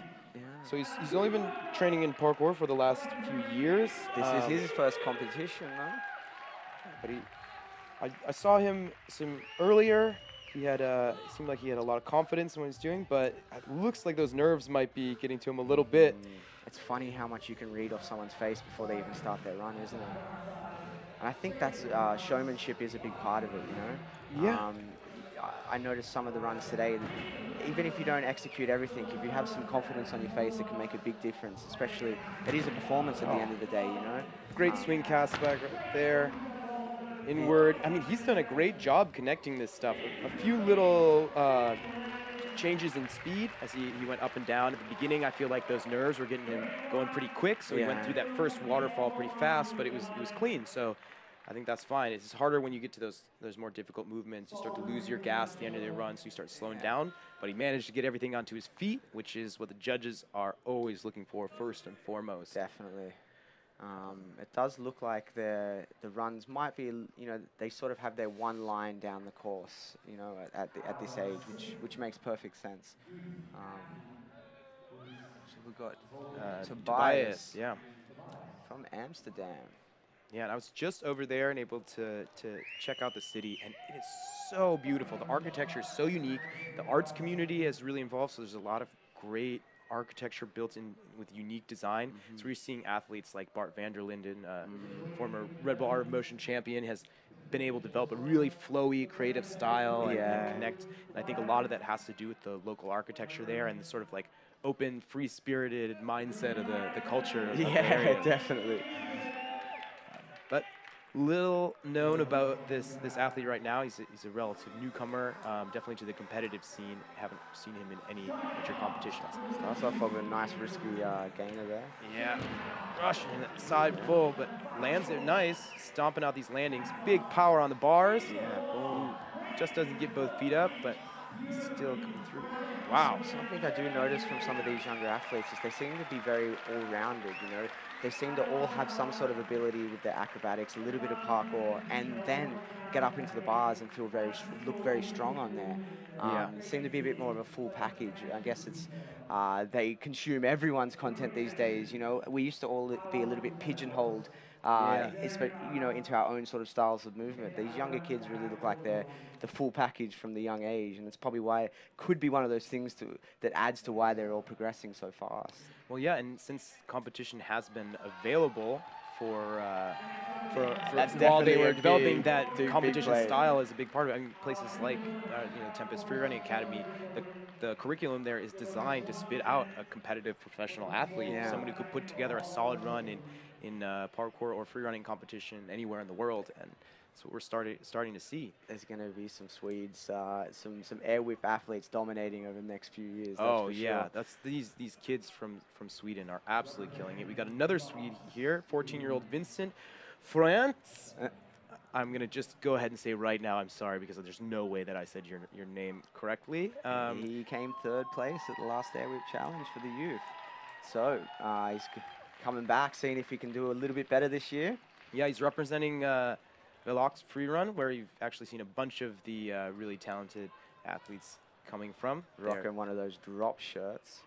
Maybe we'll see some Dominic Di Tommaso style big drops in this one. Yeah, I would not be surprised. Actually, practice what you preach, right? You can't wear a drop shirt and not do at least one huge drop. Big drop. He's young; he can take it. Yeah. But it looks like they had to do a little bit of a touch-up on the course. Some of those hot spots, like this center bar structure, where a lot of these big drops are hitting. Just trying to make sure they continue to check it and reinforce it, so we don't end up 3 years ago where Pasha's leg went through the floor. That just shows you how hard these athletes are hitting the deck some of these times. Good vibes as Vincent takes off now. Straight onto the bars. Yeah. Oh, giant 180. Back to the ledge. Oh, nice little head spin roll. Makes his way over the gap. Very nice, diverse run so far. Yeah, I love seeing an athlete go back up the course. It just shows that energy level. Oh, very on technical. that outward side, very nice. And that swing he's doing right now is actually over a drop. Straight to the kick. Yes, he's calling it. Very smart run. Yeah. I think he played it really strategically. He was able to hit a lot of different parts of the course not in the same route that everyone was taking, so it makes it inherently more surprising to see him go to those spots. I mean, that is a big we do, especially when we had 60 athletes in the first, the adults competition, you did start to see the sort of, if you put a heat map on the course, there was definitely some areas of the course that we used a lot more than other parts of the course. So I think the judges definitely reward just going outside of that heat map zone a little bit, and he definitely has no one had used those front bars so far. So very cool run. So once again, much love to our sponsor, Samsung Gear, who's making all this possible. Make sure you check out all the cool stuff they're doing. We just put together a really sick 360 video with all the top athletes from last year, some of the fan favorites. I think it's super cool that Samsung got involved. I think it's kind of what we've needed in this competitive circuit right now is another sponsor of their caliber, you know? Yeah, somebody who cares about what we create, you know? Yeah, they're really interested in the creators that we have here, Yeah. both on the course It's a and very natural fit, you know? They're in the digital media space, and free running thrives off digital media, so it's very cool. Nice rush in front to start things off. Oh, Gainer down off the ledge. It's funny, he just hit one of the hardest moves you can do on the ledge and then tripped up a little bit on a basic wall flip. Have we introduced that athlete? Oh, Travis Varag, 14 years old, coming out of the UK, Dorchester. Kong Gainer. This was his first competition as well. He has just absolutely killed it. Wow, Travis just... Saw Dom giving him some props right at the end there. Probably one of the little kids that goes out, younger kids that goes out and trains with that crowd out in the United Kingdom at the moment. Such a solid scene coming out of the UK right now. Yeah, I mean, the level of skill there was just so high. I mean, he had 2 Kong Gainers in his run. Yeah. He's quite a well-developed 14-year-old though, isn't he? He was very strong. Yeah, I think the only thing that's hard is, you know, when you see these athletes moving so quickly and hitting a bunch of stuff really fast and then finishing their run, you know, that run was probably under 30 seconds. Yeah, pacing is something I think athletes gain with experience, you know. I was speaking to Jesse Peveril about his run tomorrow, and he was saying that he really, he visualizes his runs, and a part of the visualization process is actually knowing that he needs to, what he's visualizing, he has to almost cut in half in speed. You know, because you have it in your head, and when you execute it, you always go so much faster. Yeah, so that pacing is something that comes after a lot of experience, and not just busting out the trick after trick after trick, you know. Well, we'll see what Frankfurt's Jovan Ulhervik, 15-year-old, representing Team Getham. He competed last year in the Air Whip Challenge, and he's back again, trying to gain a spot on that podium this year. Starting in that little ravine up at the top of the course. I haven't seen anyone start there today. I think one of the women might, but... Step up palm flip. Sitting down looking like the cast back. Couldn't quite see the landing, but I'm pretty sure he landed it all right. He's up on the bar. 180. Straight to... Ooh, flyway double. Didn't execute it perfectly though. Looks like he came up a little bit short on the rotation and the spin. Sitting back up, angel drop. I think you can tell that strength might not all be there. That extra swing on the swings, it just never looks that pretty, does it? You almost like, just go, please. Yeah. Well, I think it's a debate you always have to make. You know, taking the double pump on the wall before the double drop, or the double swing before the flyaways. Yeah. It's a question you have to ask yourself. If I go now, am I going to be able to make it? It's always split-second timing. You can feel it. It's so intuitive when you're in the bars, isn't it? Yeah. When you know that you've not got that good swing, it's not going to end badly if you let go. All right, well, we got this little gangster coming up next. Larson Sparman is 13-year-old Swede. He's representing the Air Whip youth team. And I think he's brothers with Ebbet Sparman, who we saw earlier, both on the Air Whip youth team, and they got their own team, Moon Free Run. Both competed last year in Air Whip Challenge. This year, Val told me he was coming back with better shorts, so it looks like he's done a great job. Yeah, these are the Stockholm boys that they spend a fair bit of time down here. Their family's so into free running. You know, the parents really support them, take them wherever they want to go. They get around to all the jams. Super cool. The Air Whip, actually the community out here, they actually have like a couple of, I think they call it Moon Jam. They all get together all over Sweden a couple of times a year and just really encourage each other. That's so good to see. Oh, starting off big with that pin flip. He's got a palm flip right in that corner spot. Drop him down on the bars. Oh, and you see him throwing his hands back for that extra style. Coming through with another flyaway. Slowing down on that flow, but just smashing these high-level tricks over and over. Oh, Kong Gainer. Oh, wow. 13 years old, busting at the end of a run. The end of a run. Insane. incredible. Yeah, he definitely lived up to that profile Yeah. picture right there. He is not messing around. There's a look of determination in that face. He knows where he's going in life, I think. He knows that in about 6 years, probably not even, maybe 3 years from now, that photo is going to be up there in the men's competition. And if he's pulling that off now at 13 years old. Wow. I'm just blown away by the level of skill that it's not just one or two athletes that have it. No. Over and over, we're just seeing these kids with so much talent, just bringing it, and not only having those skills. It's not just the things that they can hit. It's these. They're putting them together in these runs. Like you said, that he hit that congator at the end of his run after he had already smashed out a handful of really high-level difficulty moves. All right, Aku, 14-year-old from Finland. He's been training for a few years, but this is his first competition. You can see that on his face right now. He's letting that music get him in the zone. Trying to wipe off those sweaty palms. Just honing in on that Straight double side. Nice little rollout. Probably intended, but wasn't executed as well as you probably wanted. Swing cast back. Yeah, I know a lot of these athletes are just anticipating doing that roll and just planning it into their run so that they have it set. Quite smart play, though. Yeah. I think.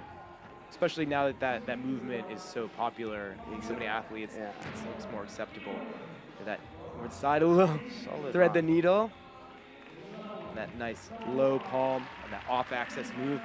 Love seeing those off-axis tricks too. I think it just adds another level, another kind of difficulty. It's crazy that I mean, it was a fantastic run, but even in the youth competition, it's crazy that run was not the most impressive run we've seen so far. Yeah, because we really did see some great movements, some good connections.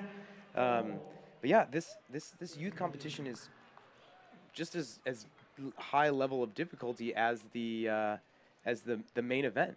I mean, you're seeing. Well, I think so much. What would be accurate to say is that some of these runs would not have been out of place 2 years ago in an art of motion. Oh, you know? So, I mean, I don't want to take it away from the adults and the incredible stuff that went down. There definitely is a divide, but like it's almost like a timestamp. Like these are the runs that we would have been seeing 2 years in the art of motion, you know, and it's only going to get crazier and crazier. You know, this is every year. We're not coming back each year and going, oh, there's not been much progression. Even in the youth comp, you come back and you go, this is still building. Well, yeah, you know? we're starting to come to a place where it's not if these kids can keep up with the veterans, it's if the older athletes can keep up with the next generation. So keeping it off with a nice cork, vaulting down. Very solid run so far. Yeah, really nice clean landings. Floral shirt on as well. Oh yeah, the Gets style game on a few point. style points for that. At least from the commentator's booth.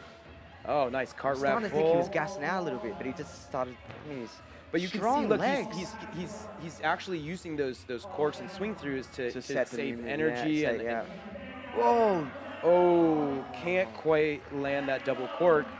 You can definitely feel that energy was just a little bit low there at the end. I think you're right. He was gassing out. Melvin just. But it's what's amazing is he was gassing out and still hitting those corks so clean. Yeah. Well, I think a nice thing about that tricking style movement, unlike the gymnastics movement, it's not like.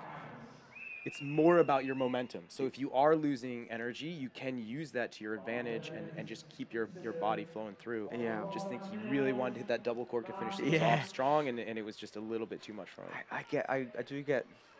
I hear a lot of people sometimes when they're talking about planning their runs, talking about their double corks at the end of the run. It's the one thing I sometimes, if I have the opportunity to speak to someone, I say, you know, if you're going to do the double cork, maybe try and find a position midway through your run. Because even at the elite fitness that some of these people are at, by the end of your run, it's very hard to pull off some of those double moves, you know? Oh, without a doubt. But I think that's another time when experience comes into play. Yeah. Knowing what you're capable of and having options or knowing what you're going to do. Up for gargoyle. Yeah. Nice. Good gargoyle gainer coming up. Who have we got here? Worm back off the wall. This is Nils. He's a 15-year-old from Sweden, representing one-way free run. That nice low cast back, such a tough spot to hit, such a hard move. It's so much power. He's taken two ways on this course though, back and forth. Let's see what's Really setting up well. here. Oh, low. Oh, maybe he's regretting that lunch he had, Yeah. or did he? Oh, he's not finished though. This is where things can go a little bit haywire. He's stopped it though. And he's calling it. Doesn't look so happy with his run. But even so, I mean, I would not have recommended going for another move based on how he's feeling. But you know, he really wanted it, and he's able to pull it through. So props to him for that. But I do think a lot of times you're seeing, especially these younger or less experienced athletes coming through and really wanting to prove themselves, not just to the people in the audience or their heroes, the other athletes, but because they know they can do all these moves. They've hit them all in the past, in the gym, whatever. You know, they can do it, and they're determined to just go out there and throw down. But at least he kept his lunch down on the course. That's the most important thing, because that takes a long time to clean up. All right, Elias Torhall, 13 years old, another Swedish freerunner.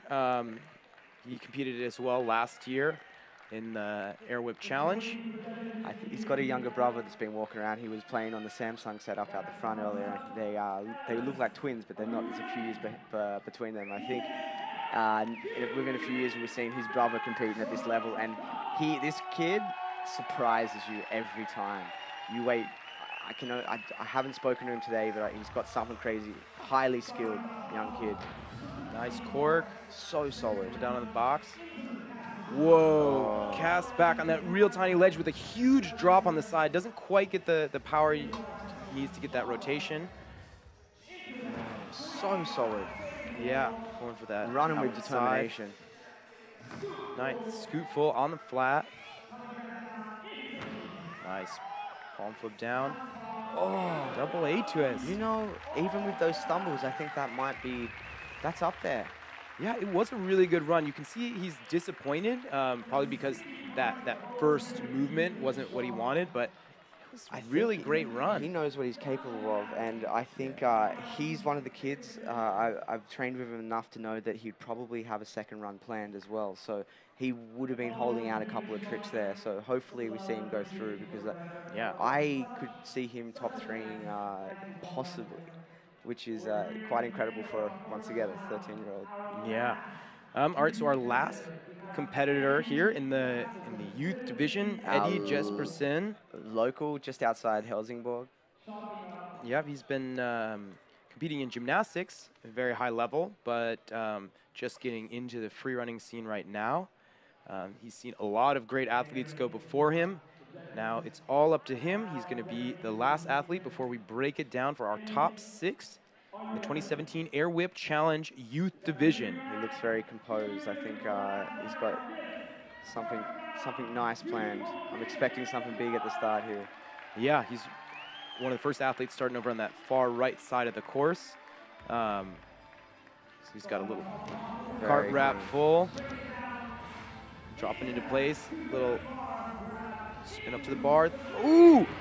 Perfect. Yeah, that was really close. I think he might have even hit his feet on the ground, but still held it together. Nice, using the hallway. Yeah, little creativity points coming in there. Yeah, just changing the axis all the way around. But I love seeing the things that people aren't thinking of doing. Oh, he's fallen off the stage as well. Yeah, but still managed to land that cork, card out. Yeah, so he went for that tack 270 to wall flip. It's something we actually saw Alexander Tidorenko, who just qualified. He's this year's Art of Motion champion.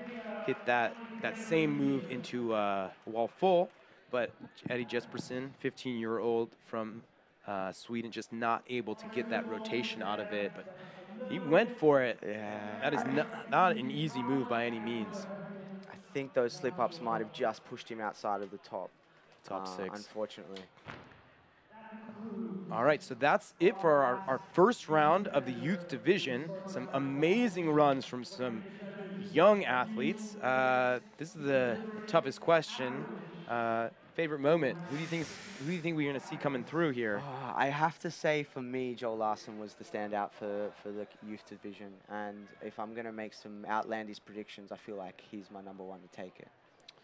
I think the body development, the composure, the skill level. I just don't know if anyone else is going to be able to take him off that pedestal there. What about you? Yeah, I might have to agree with you there. I mean, we saw a lot of really great skills and a very diverse style. I think that, you know, athletes like Joel, they are a little bit older. Those couple years maybe aren't, they definitely make a difference in the body type, but as you saw, we can have 12 or 13-year-olds hitting really high-level difficulty moves. But I think that age maybe plays more into that sort of mental durability, of feeling like confident and aware of what you can do, making smarter decisions. I do wonder how many of them prepared second runs. I know you were saying. Do you know what I actually reckon that quite a few of them do? As you were saying earlier, you know, these kids are taught competition from day one, and I think a lot of them have enough tricks in their bag that they will have some second runs planned. I don't think is it 6 going through for this competition? Yeah, we've got 6 coming through. I don't think we'll see too many same runs. That's my prediction, but. Last year there was quite a lot of variety in the second runs. A few more doubles, double twists. They all love few of them, quite a lot of them have some double corks in their repertoire. So I think we'll start seeing them all just take that belt up a notch within the second run. I wonder if we're going to see sort of, you know, everybody came out so hard. Each of these athletes, without a doubt, brought it to that first round. I'm wondering if we're going to start to see that the sort of drain on their bodies coming through in that second round, whereas you might see the older, stronger competitors feeling more comfortable going into a finals round. A lot of these kids, I know not only did they have to throw down in the first round of competition, but they've been training super hard in the warm-up sections. You know, a lot of times not necessarily holding back because they're just, those nerves can make you just work twice as hard as you need to. Yeah. So are you riding with Joel as well? Or? Yeah, I just think you know, he had a really great energy around everything he was doing. A lot of confidence in it. But I think the Sparman brothers. I don't think real. age is going to be an issue for them. If one or both of them makes it through, they both had solid runs. And the UK's Travis Verkijk, the 14-year-old from Dorchester, he just threw down on that course. Those calling gainers, just amazing. Like, I feel like when you see athletes like that, you stop thinking about this as like a youth competition, and you're just sitting in awe. Mm-hmm. What do you think it is about the UK scene right now that is pumping out some of these beasts? Because it's not hard to. You can't deny that there's something going on over there right now. Oh yeah. Well, I mean, one, of course, they've got the architecture. The landscape there is so great. 2, the environment being so condensed gives a lot of really talented athletes very tight community of people to be meeting up with. So it is the kind of place where you can, if you go to one of the well-known spots, you're going to run into people training there any day of the week. And so it breeds this sort of energy of learning and challenging yourself and progression. And that's why you're seeing these iconic places like IMAX or whatever, where just getting torn up over and over, and like then the first thing you see is like the kids doing the things that the pros were doing last year now is just a part of their doing. And there was an incredible video that came out about a couple of months ago, and it was like the evolution of IMAX, and it was sort of like starting from like the UF days back in 2003, and there was like some of the best footage from each year up until this year. That's and so cool. The progress you saw, like the old school UF guys, like they're doing like climb ups and some like little 180 volts, and then now like people front flipping the IMAX gap to like round off double back. Yes, it's absolutely incredible.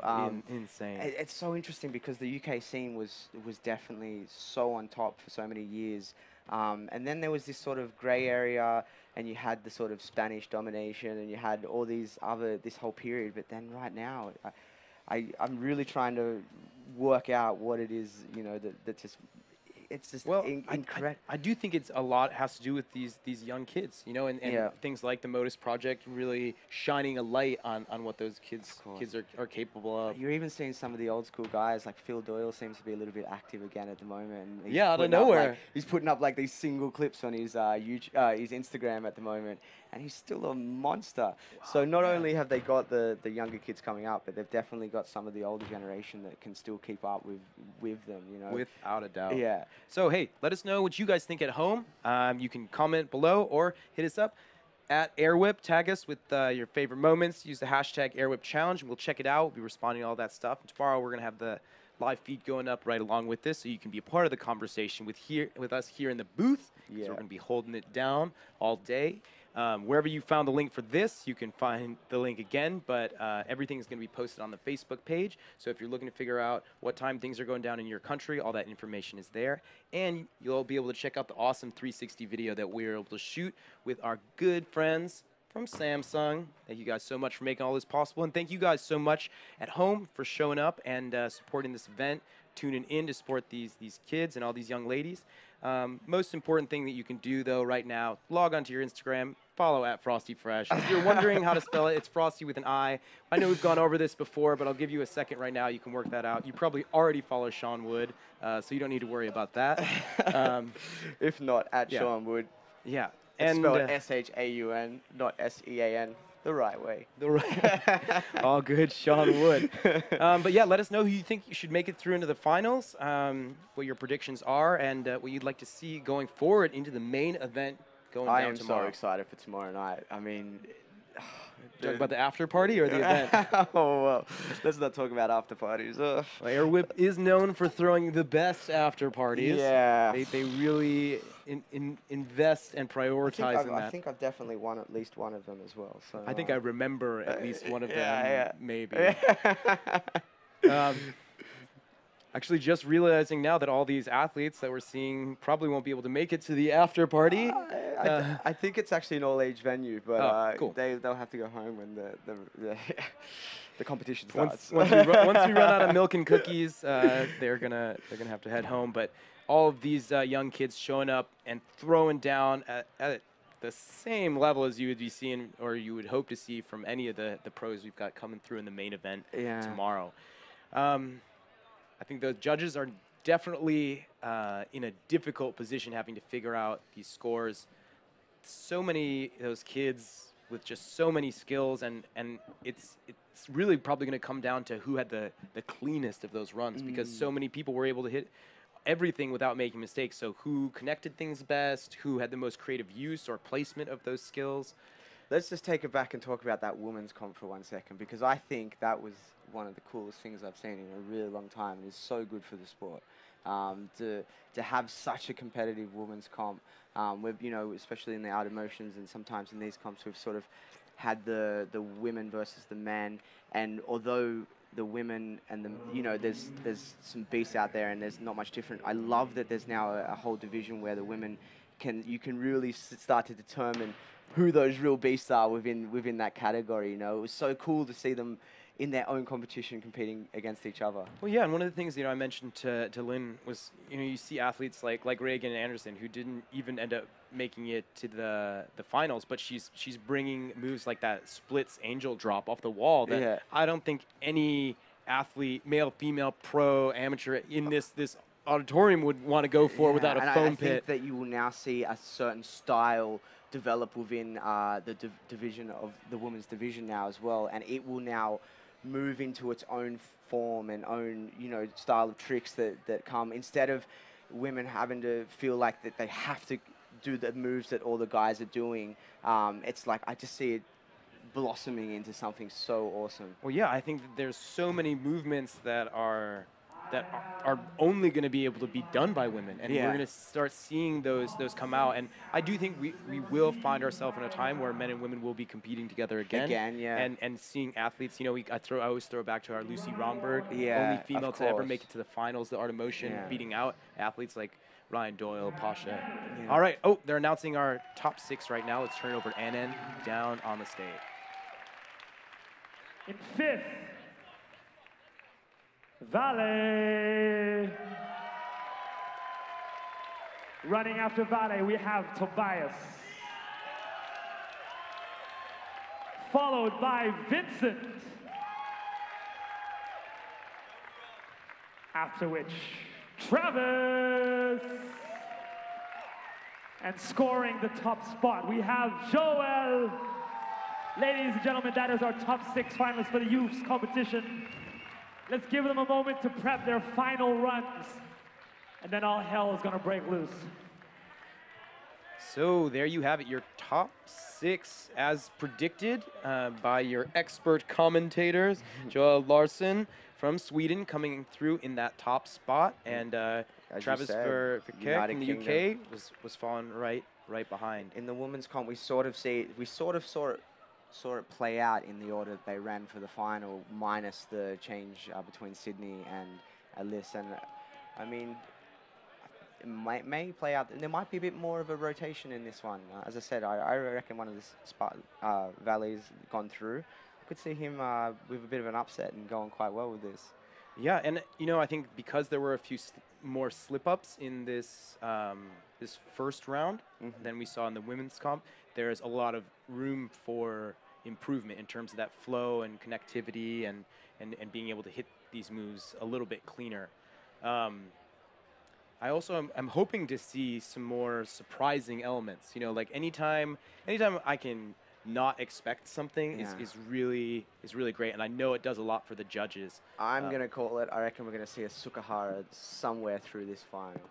It would be amazing to see 2 Sukaharas thrown before the main event even goes down, because that's again is a move that until like this last year I had not seen anyone do in competition on hard ground. Yeah, I think Zan had done one somewhere at some point. But I think that might have been about 3/4 of a Sukahara. Yeah, I don't think he landed it. No, and I remember seeing one in Art of Motion last year that was pretty gnarly to watch be thrown down.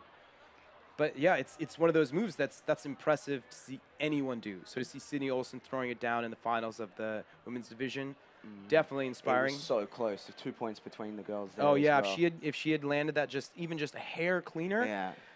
I think that undoubtedly she had the flow at the end of the run. At least sort of set up for her 3 tricks and executed them well. There would have been so many more points that Sydney gained throughout her run. She would have come out on top. And this is the nature of competition, and this is what makes it exciting. Yeah, absolutely. So I think this finals round, we're going to get a lot of energy from these kids. I'm hoping they can keep that power they had from the first run coming through. Yeah, I think we've already sort of called out our favorites. What spots on the course do you think are going to be hot spots for this round? I think that right side, I think a couple of them might start up there. As I said, if there's a Sukahara or something, it might be executed. Everyone has sort of been favoring that left side for most of the day. Seems to be my little analogy of the heat map. It seems to be very hot in that section of the course.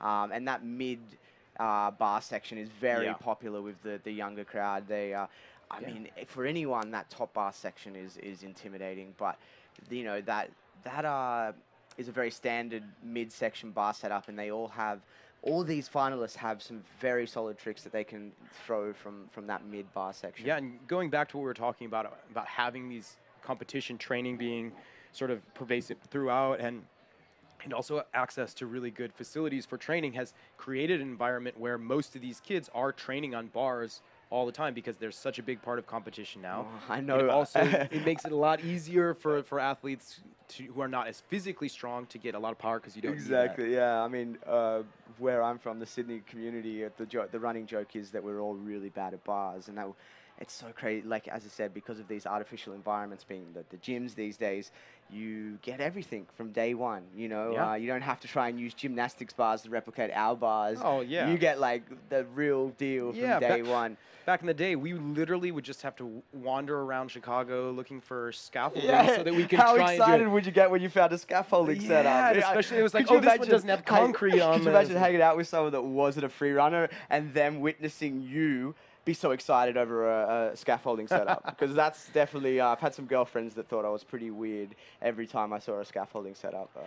But yeah, that's just one of the changes that's been really positive for the sport and for the athletes to have these things available to them. And I think, a lot of times in the parkour world, we try to avoid the idea of going away from the natural environment and what exists in our world. But now I think with places like Air Whip or Tempest do it best. Like they're creating a mix of here's real life things all brought together in one place, and here's just things that would not exist anywhere in the world. I'm definitely a gym free runner these days. I love it.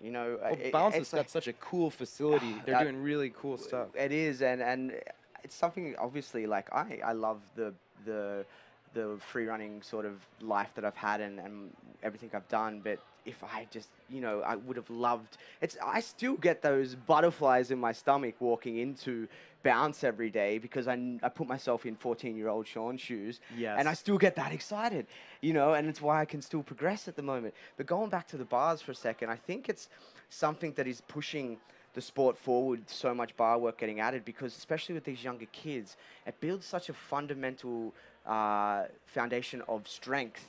You know what I mean? Like, I've really been focusing on bars for the last, I'd say, 6 or 7 months. It's been great for some healing of injuries and that. But my upper body strength has just shot through the roof because I swing on bars so much. So it's one of those things that's so fun to do, and so fun to progress once you break a little bit of a barrier with bars. But it also makes you such more of an all-rounded athlete. Yeah. So yeah, bars are king. Yeah, so I think I agree with you that center bar section is probably going to be one of the biggest hot spots. It's also right next to that really nice slanted wall on the right side, which we've seen a lot of athletes finding unique ways to integrate with the bars and also with connections and wall tricks. Also, that left side waterfall is one of my favorite spots because it really allows athletes that have that flow to connect some creative movements. And I heard someone saying earlier that was quite similar to one of the China setups. I think it was Alex Shora was saying that, or Joel, your Eggy man, was saying that it's quite similar, and it was their favorite section of that crazy China setup that we all saw Dom fall off a few months ago. Yes. Well, Marcus Gustafsson, who runs Air Whip and the Air Whip Challenges, he designed this course. He's a long-time veteran competitor, one of the most podium athletes in the sport. But he's moved to that judging side. He's been traveling to a lot of these competitions like China, and so he's been able to see what people are doing, how competition is growing, and how he can develop this. And I think that's made this into one of the best courses that Air Whip Challenges. And there's a speed comp going on in China right now. The sleeping giant of China. There's so much crazy stuff going on out there. We are about to get started. Finals of the youth comp, Air Whip 2017. Cannot wait. This is one of those moments where people can sleep on it. You can be like, oh, the main event's tomorrow, but this after has been watching a main that event. Like this is as main yeah, as I got a little sweat going on here, some perspiration. And I do remember last year the finals of the youth comp really got stepped up, and this is the anticipation is real because these kids, they know what they're doing, and this is going to be great. Modus being repped at the start, first run. Kevin Hoving, our first athlete to go both in the semifinals and now here in the finals. Great like to see said, a big smile on his face. Yeah. They are enjoying it. I'm wondering where those Kurt Cobain glasses are, though. I know, they were so cool. Starting off with a nice side. Going up the course, reverse order. That's really interesting starting in that midsection. I haven't seen anyone that's why I like he was able to do that waterfall up and down. Nice side full, really clean. Short run, though. Unfortunately, probably the song hadn't even dropped yet. Yeah, that's showing a little bit of the that youth revealing itself. He does seem to really favor his sort of front flips. Yeah, he's got maybe at this point hasn't got the full repertoire right yet, but he's so powerful. Yeah, he used that smaller bag of tricks really well. Yeah. And I almost would rather see an athlete I think maybe also, I don't think he expected to get into the final. He might not have, he didn't have a second run plan, that's for sure. Yeah. But I think it'll be a bit different of a story here. These Air Whip kids always have something extra in their bag. All right, the young Sparman, 13 years old, representing the Air Whip youth team. That old school Air Whip shirt there. I love that design. With the Tempest pants on. Yeah, we just brought out some stuff, so these kids have everyone's clothes. I've seen them rock everything. Well, yeah, they got that free run swag. Yeah, and I love it. I love seeing that style develop over time. Looks like he's probably going to be starting with a flip down onto that ledge. Dashing down. And smart. Webster through. Pretty similar to the start of his last run. Let's see what he decides to do here on that middle bar section. Go inward. Rolling over onto the ledge, dashing down. Gate flip. All right. As I said, it's I think as we get to the bottom end of this division, we'll start to see a little bit more power and a little bit more planning coming through. Yeah, it looked like he didn't really have anything planned for that second run. Probably, again, like we were saying with Kevin, didn't expect to make it through into the finals and just sort of had to come up with something on the fly. Yeah. All right, Tobias Rust, 15 years old. He's our Amsterdam local. Came through with some really, really clean, unique movements in the qualifier or the semifinals. It looks like he's going to start off with that gap jump across the left side of the stage. Looks like he's planning something that's pushing him a little bit. Yeah. He looks a little bit nervous. And it's not that I like to see these athletes nervous, but I like to see when they achieve their potential. Yeah, you can see it in the eyes when they're planning something. You get a great shot of the course there. That low squat in, warming up those knees. All right. Here we go. Ooh, getting real pumped. Oh, Kong's down onto that block and right into that palm down. This midsection. Oh, swing cast back. Perfectly executed. Yeah, landed it so well. He probably wanted to under-rotate a little bit to go in that roll, but he's just stomping these landings. So nice. Ah, that's that flow I love to see. Piking out that lovely back run. out of the That's a competitive run. Yeah, I would say that's probably the best run we've seen so far in this finals. That's a planned second run. Exactly. He knew exactly what he wanted to do, and you can tell from that confidence. He's got the smirk on his face. He knew he was making the finals. So really quick run, but mostly because he was able to connect a lot of that stuff really smoothly. He didn't really have any stumbles, and he had that intention. He knew where he was going. He had the confidence to execute everything. I think, honestly, probably the slowest part of it was when he stomped that swing cast back so hard that he just had to push himself into that roll to go out. I think he was planning to under-rotate a little bit. But looking really good. Leading up to Vincent, another Swede representing Velux free running. He was our last year's third place finisher of the Air Whip Challenge Youth Division 2016. Starting from a different position this time. Also run that. Let's see if he lives up to that drop shirt in this round. Last time he actually played it pretty clean and safe. But if you're ever going to bring something big, it's in the finals. Put a bit of spit on those shoes to get the extra grip. Is he going for a precision to the bar? Feels like maybe.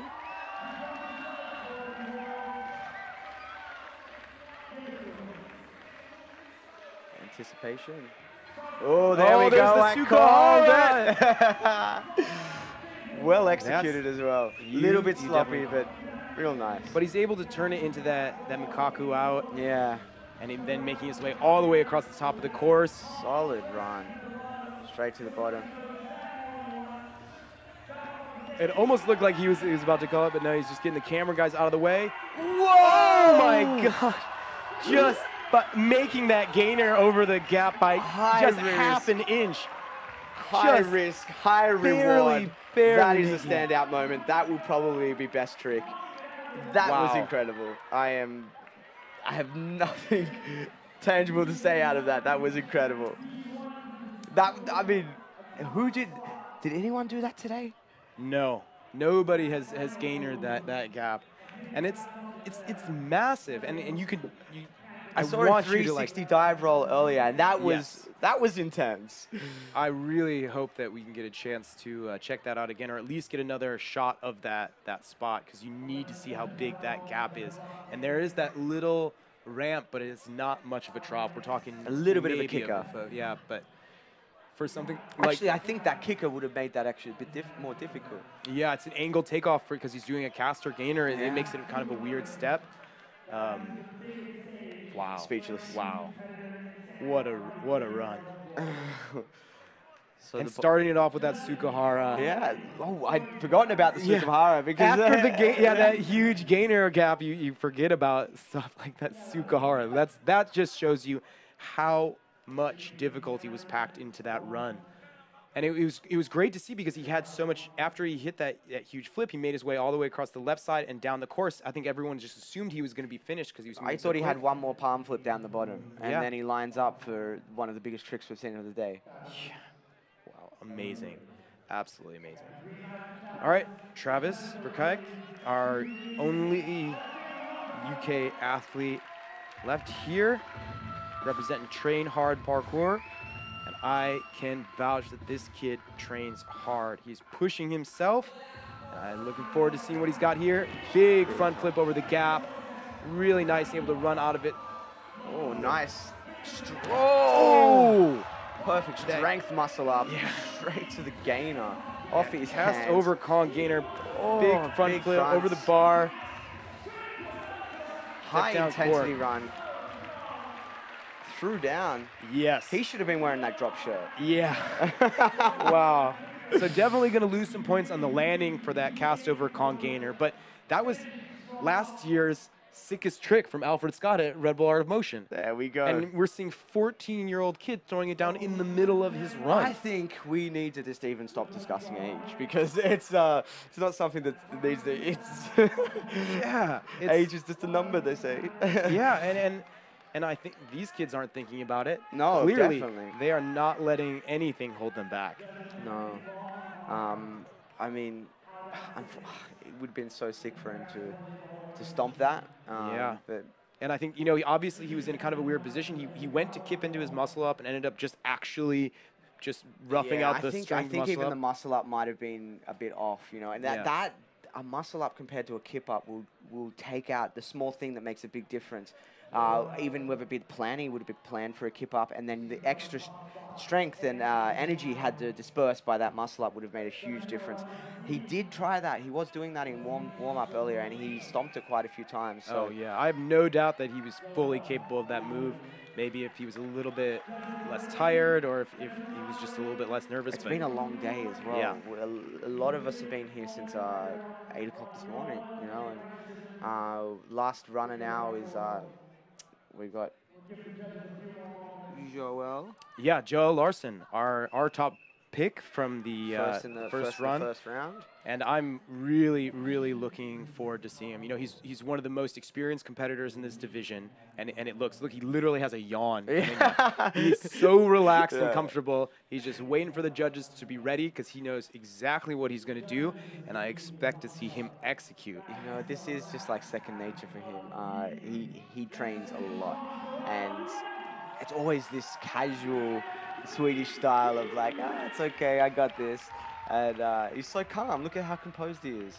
Is it his way of showing nerves, though, or is it real composure? Well, if it is, then it's good for him. Yeah. You know, it's working. All right, making his way up onto the top. Nice gap. Side with the side half to turn him around. I love seeing that because it's a surprise move. We've seen a lot of people doing that. And then, did he stomp it? Ooh, looks like he didn't stomp that landing, but he's going to throw a cork just to show that he's still good. But hard to see down there, but those are actually floor panels. It might have moved a little bit on that landing because that double side is a lot of impact. But yeah, we've seen a couple people stomp the dub side off that spot. Unfortunate, knowing how I clean think the rest of this run was. a slip up like that in the final is unfortunately he won't come out on top. It just can't happen, I don't think, and that's a big disappointment because he's such a solid athlete. But that really is going to open it up now. Yeah, for Vincent, who had that amazing run, and Travis, who also just threw down right before him. I still think probably those guys going to fall somewhere in that top 3. I think Sukahara, the new Sukahara kid. Yeah, I mean it's hard to deny just the level of skill in that run, and you know, Joel brought it too. It was still a really, really tight run, except for that slip up right there. It's just hard when it's your big move leading into the finish. Yeah, I mean, a few of the midsection guys that actually stepped it up from their first run. I feel like Joel's first run was quite a lot, was a bit in a different division, you know, than the first guys. But the midsection guys there really stepped it up this time and pulled that gap a little bit shorter, you know. Sweden definitely representing here in this finals round. 3 of the athletes, that's half of the finals run, all Swedish athletes. Doing an amazing job. Obviously, the program here, the community is really doing a great job. So many thanks to everybody here hosting us every year for the Air Whip Challenge. A lot of love for Sweden, for Helsingborg for coming out and supporting this event. And of course, thanks to Samsung for making all this possible. Very honored to be here in the booth calling this out. It was an absolute masterpiece of a competition. Just so inspirational to see this next generation coming up and just stepping up the game. And I know that all the competitors from tomorrow's main event probably getting a little antsy in their seats, thinking they've got to going step back up their over game. their notes and then saying, oh, maybe I have to add an extra twist to that one. Yeah. Maybe we'll see some quads tomorrow. Yeah, maybe. I mean, we're already. We're definitely going to see some triples. I can tell you Yeah, that. I mean, we're seeing triples in the qualifier alone. I can't even begin to imagine what we're going to see tomorrow. And if the warm-ups that we saw today were any indication, yeah, it's going to be absolutely massive. But let us know what you think at home. Be sure to comment below in the video, and also tag us with any posts on Twitter, Instagram, or Facebook with @AirWhip, #AirWhipChallenge, because we want to make this event the best it can possibly be. Tell us how pretty you think your commentators are. I mean, on a scale of maybe 1 to 10, or you mean like a scale of 1 to Sean. Yeah. That way I can't lose. And be sure to show these athletes a lot of love because they absolutely threw down here on the course today. This is a massive course. You can see in the background there. It is just when I walked huge in and and saw that intimidating. yesterday morning, I mean, not only is the whole competition being leveled up, but the course design for the Air Whip has been leveled up as well. And I mean, some like Joe Scrange tomorrow, like I can only this is almost an infinite amount of routes that he can take in a course of this, and have no idea what he's going to throw down tomorrow. Some of the most creative movements I've ever seen. I think in competition. He has posted his best competition performance today, and it's so funny because he's so blasé about it. He's like, it's just normal. I can do any of this anywhere, and it's crazy because he really can. But people like him. We've got Eric finally through to a finals of a big competition like this, doing that flyaway gainer, straight to punch wall flip, like incredible. I mean, we've got so many. It's such a stacked finals this year. And yeah, the qualifiers alone could have been the competition, and it would have been massive. You've got to think about some of the people who didn't make it through. It's like the art of motion, and now this competition. Your qualifiers might as well be categorized as a competition of their own. If you win the qualifiers, you might as well put a plaque up in your room because you've beaten 60 of the best free runners in the world.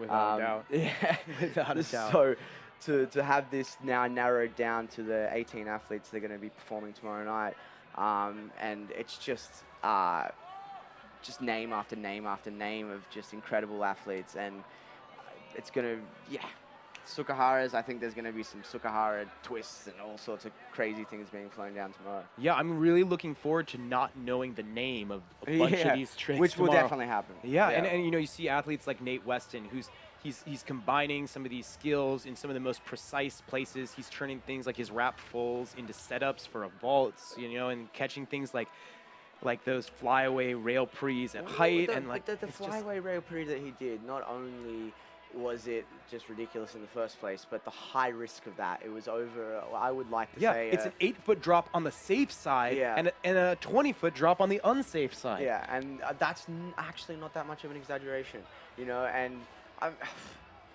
saw a couple of... It's so weird because I saw a couple of people in warm-up today even fall from that top height. What is happening to people's bodies in a positive sense? People once upon a time shouldn't have been able to take drops that big. Are we evolving? Is parkour evolving people at a faster rate? Maybe we are the fix to the survival of the fittest. I don't know. I'm just throwing crazy stuff out here now. But I saw some crazy stuff going down today. Nate Weston is an absolute beast. He's definitely in my top 3. Yes, always. I love seeing Nate. The only thing I always feel like sometimes he'll really throw down in your your qualifiers and your semis, and then holds back in the finals. Yeah. I've seen it happen to him a couple times now. Whereas you see your athletes like your Joey Adrians that are so consistent, you know almost exactly what he's going to do, but it's always really good and really clean.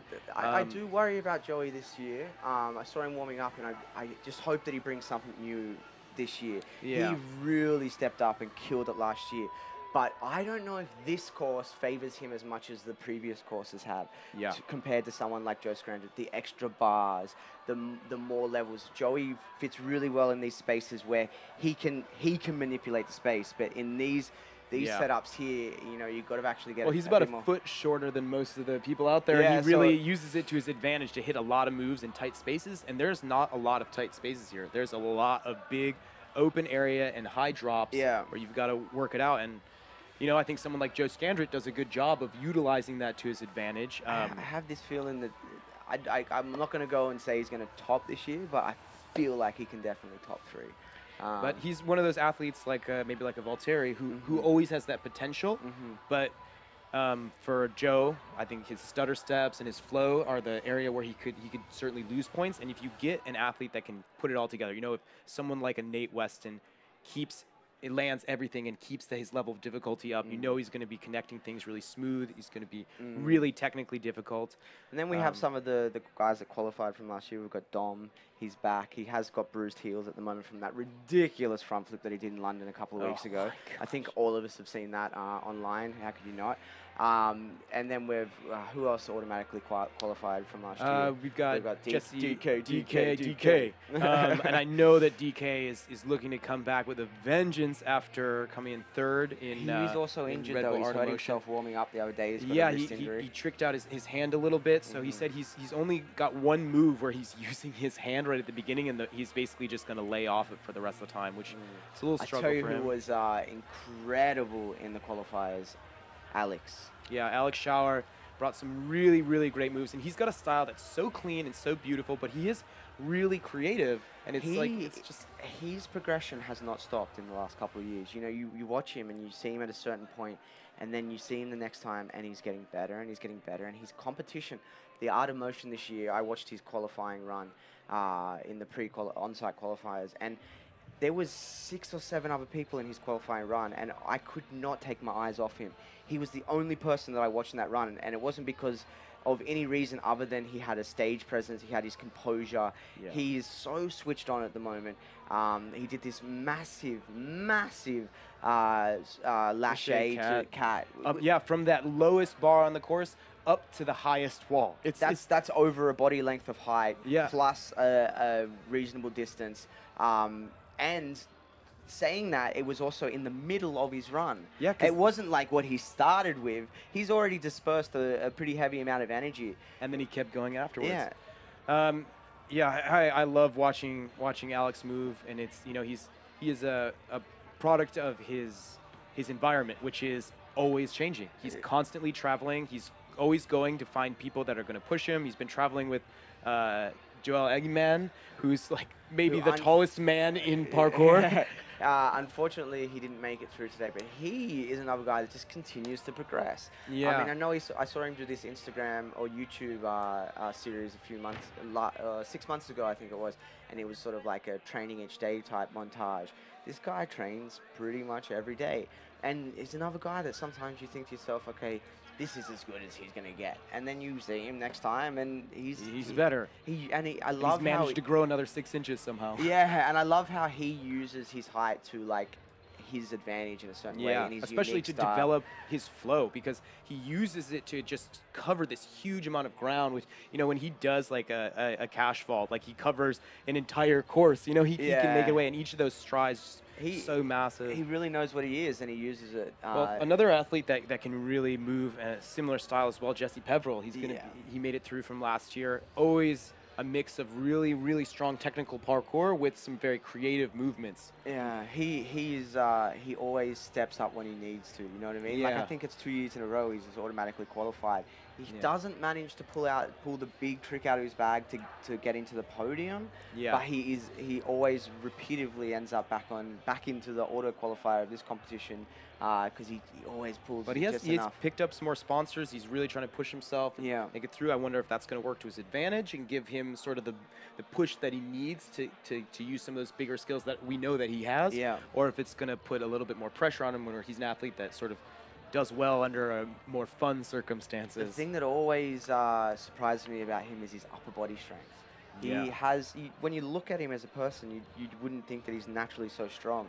But you see some of the handstand precision stuff that he does and all that those sorts of movements. He's got incredibly a lot of upper body strength.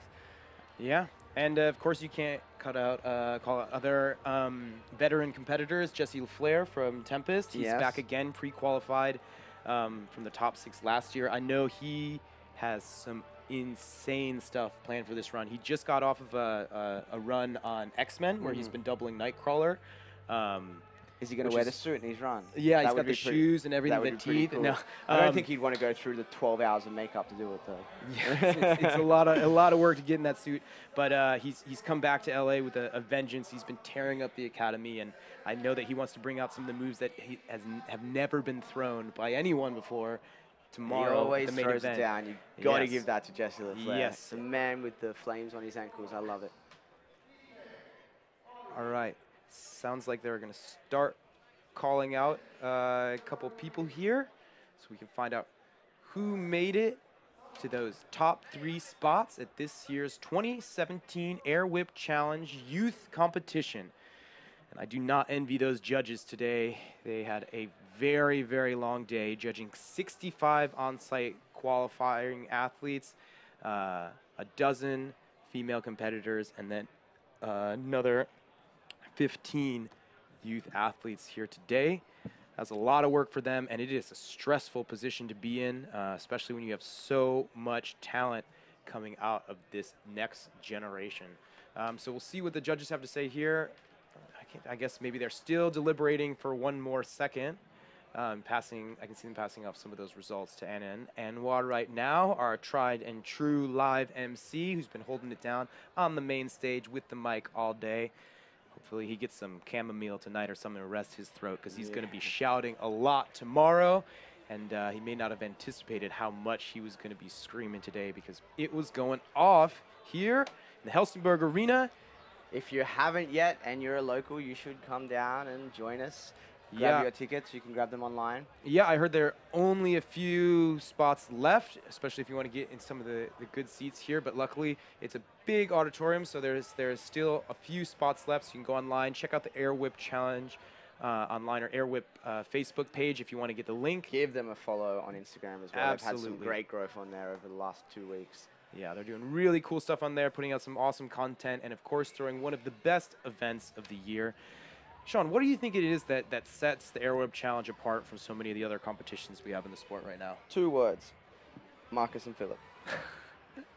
Yes, no other competitions run by 2 crazy Swedes. They really just, they got the passion for it. You know, I think this is where they really excel in these types of events. And just throwing out some random thoughts here, but I would love to see this competition be taken elsewhere. I don't know if it's Samsung that can help it. I don't know what it's going to take, but could you imagine this on a tour?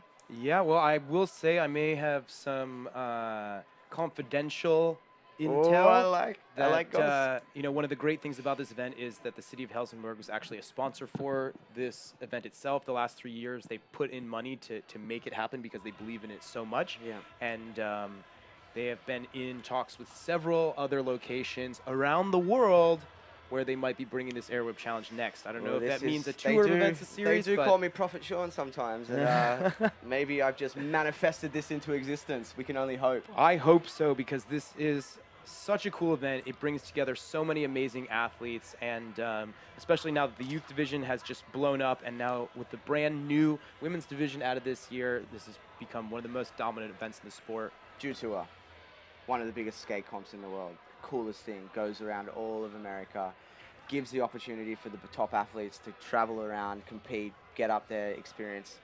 Imagine, this Air Whip could be that. Let's see if we can get it there. If that's something you would like to see, let us know in the comments below. Yeah, hey, if you want to do that, one of the easiest and best things you can do is give at AirWhip on Instagram, Facebook, Twitter, Vine, Snapchat. I don't even know if those things still exist, but follow them. Doesn't exist anymore. You got to support them, because if people aren't going and following this stuff and liking it and sharing it, then we're not going to be able to continue to do these events, get these awesome sponsors like Samsung through here. So it doesn't take any time at all. It's no work. Literally, you were swiping around on your phone anyway. I know you're doing it. I can hear you on your Tinder right now. Just go over to Facebook or Instagram, give them a follow, give them a like, give it a share. For the link for tomorrow's live stream is already up on the Facebook for AirWhip. And the more you do that, the more people that see it, the more we can do for this event, the more people we can bring out, the better prizes for these athletes, the better opportunities for this whole sport. How do they do it on YouTube these days? Let's get this video up to 50 shares and we will take this around the world. Yeah, and I think honestly, we need a bit more than 50 shares. Yeah, let's give us 500 shares. Oh, I do believe that tomorrow we'll be live on Facebook and YouTube, so we can get some real reach out there tomorrow. Yeah, absolutely, and I'm really, really looking forward to hearing your response. We're gonna have a live feed going with the commentary from everybody tomorrow, so we can be checking that out. And it's gonna be really great to hear your voice live and true. But anything you comment now, we're going to be reading through tonight and going over it. So if you have any suggestions, ideas, favorite moments, be sure to comment it below and let us know. Do you mean it's going to be really good for you to hear your own voice? Because we're not going to be able to hear them. Oh, yeah. I mean, here, I can't imagine a better thing to hear. The sweet, luxurious sound of the Frosty Fresh signature. The man with the master plan. I think it's almost time to find out these finalists. It does look like the judges are having a bit of a hard time deciding, and I do not blame them. Judging is something that I'm glad I don't have to do. Yes, I like I said with Lynn, I enjoy being judgmental and not having to do the actual judging itself. Yeah, well, I'll stay out of this conversation.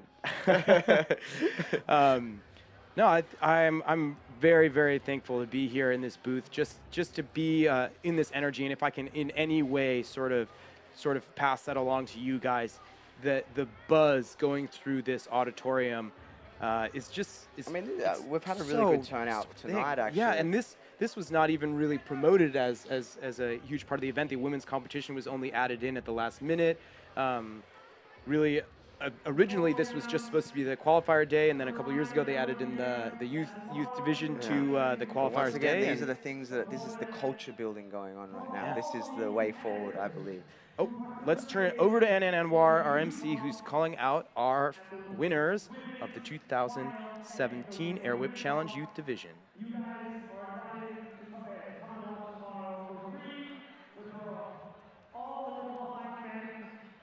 Who didn't make it into the main event, you still need to buy a ticket if you want to come and watch tomorrow. But for the women and the youth who competed today, drinks on the house. Or seats on the house. We are almost ready. Just a few more moments and we can announce. I lied, we can do it now.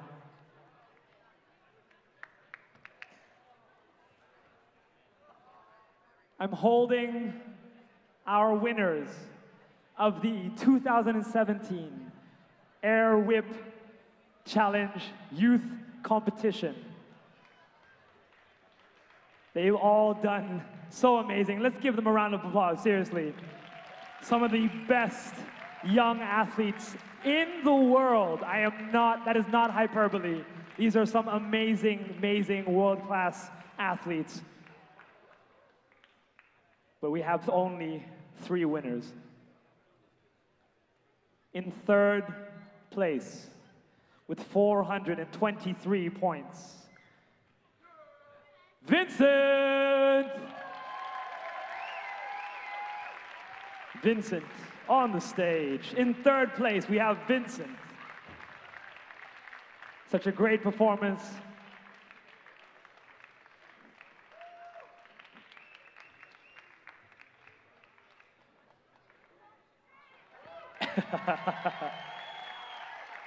In 2nd place, with 432 points.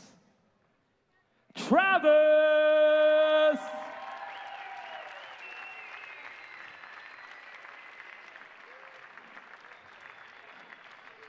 And with a great performance, super clean, taking the top position with 444 points, Tobias!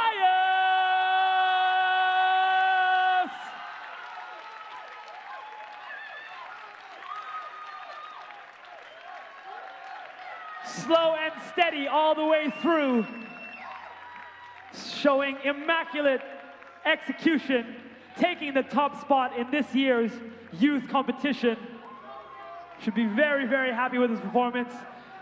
That concludes this year's youth competition. Let's make some noise for all the contestants.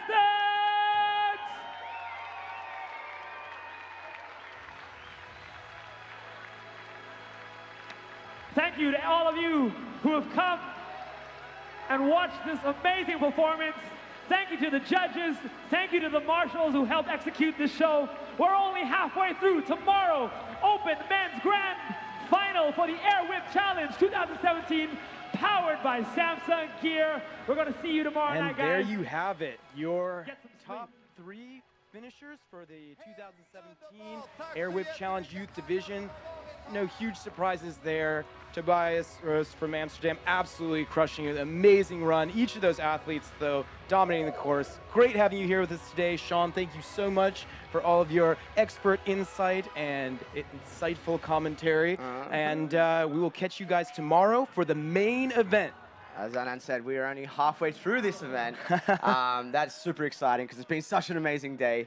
But we will be back tomorrow, and it's going to be so much fun. We're going to come with a lot of energy. It's going to be, we might even try and get some interviews at the end. Yep. It's going to be a lot of fun. Don't forget to tune in. We will catch you tomorrow. Yeah. It's Sean Wood and Frosty Fresh signing off. Take care, guys. See you tomorrow. Peace.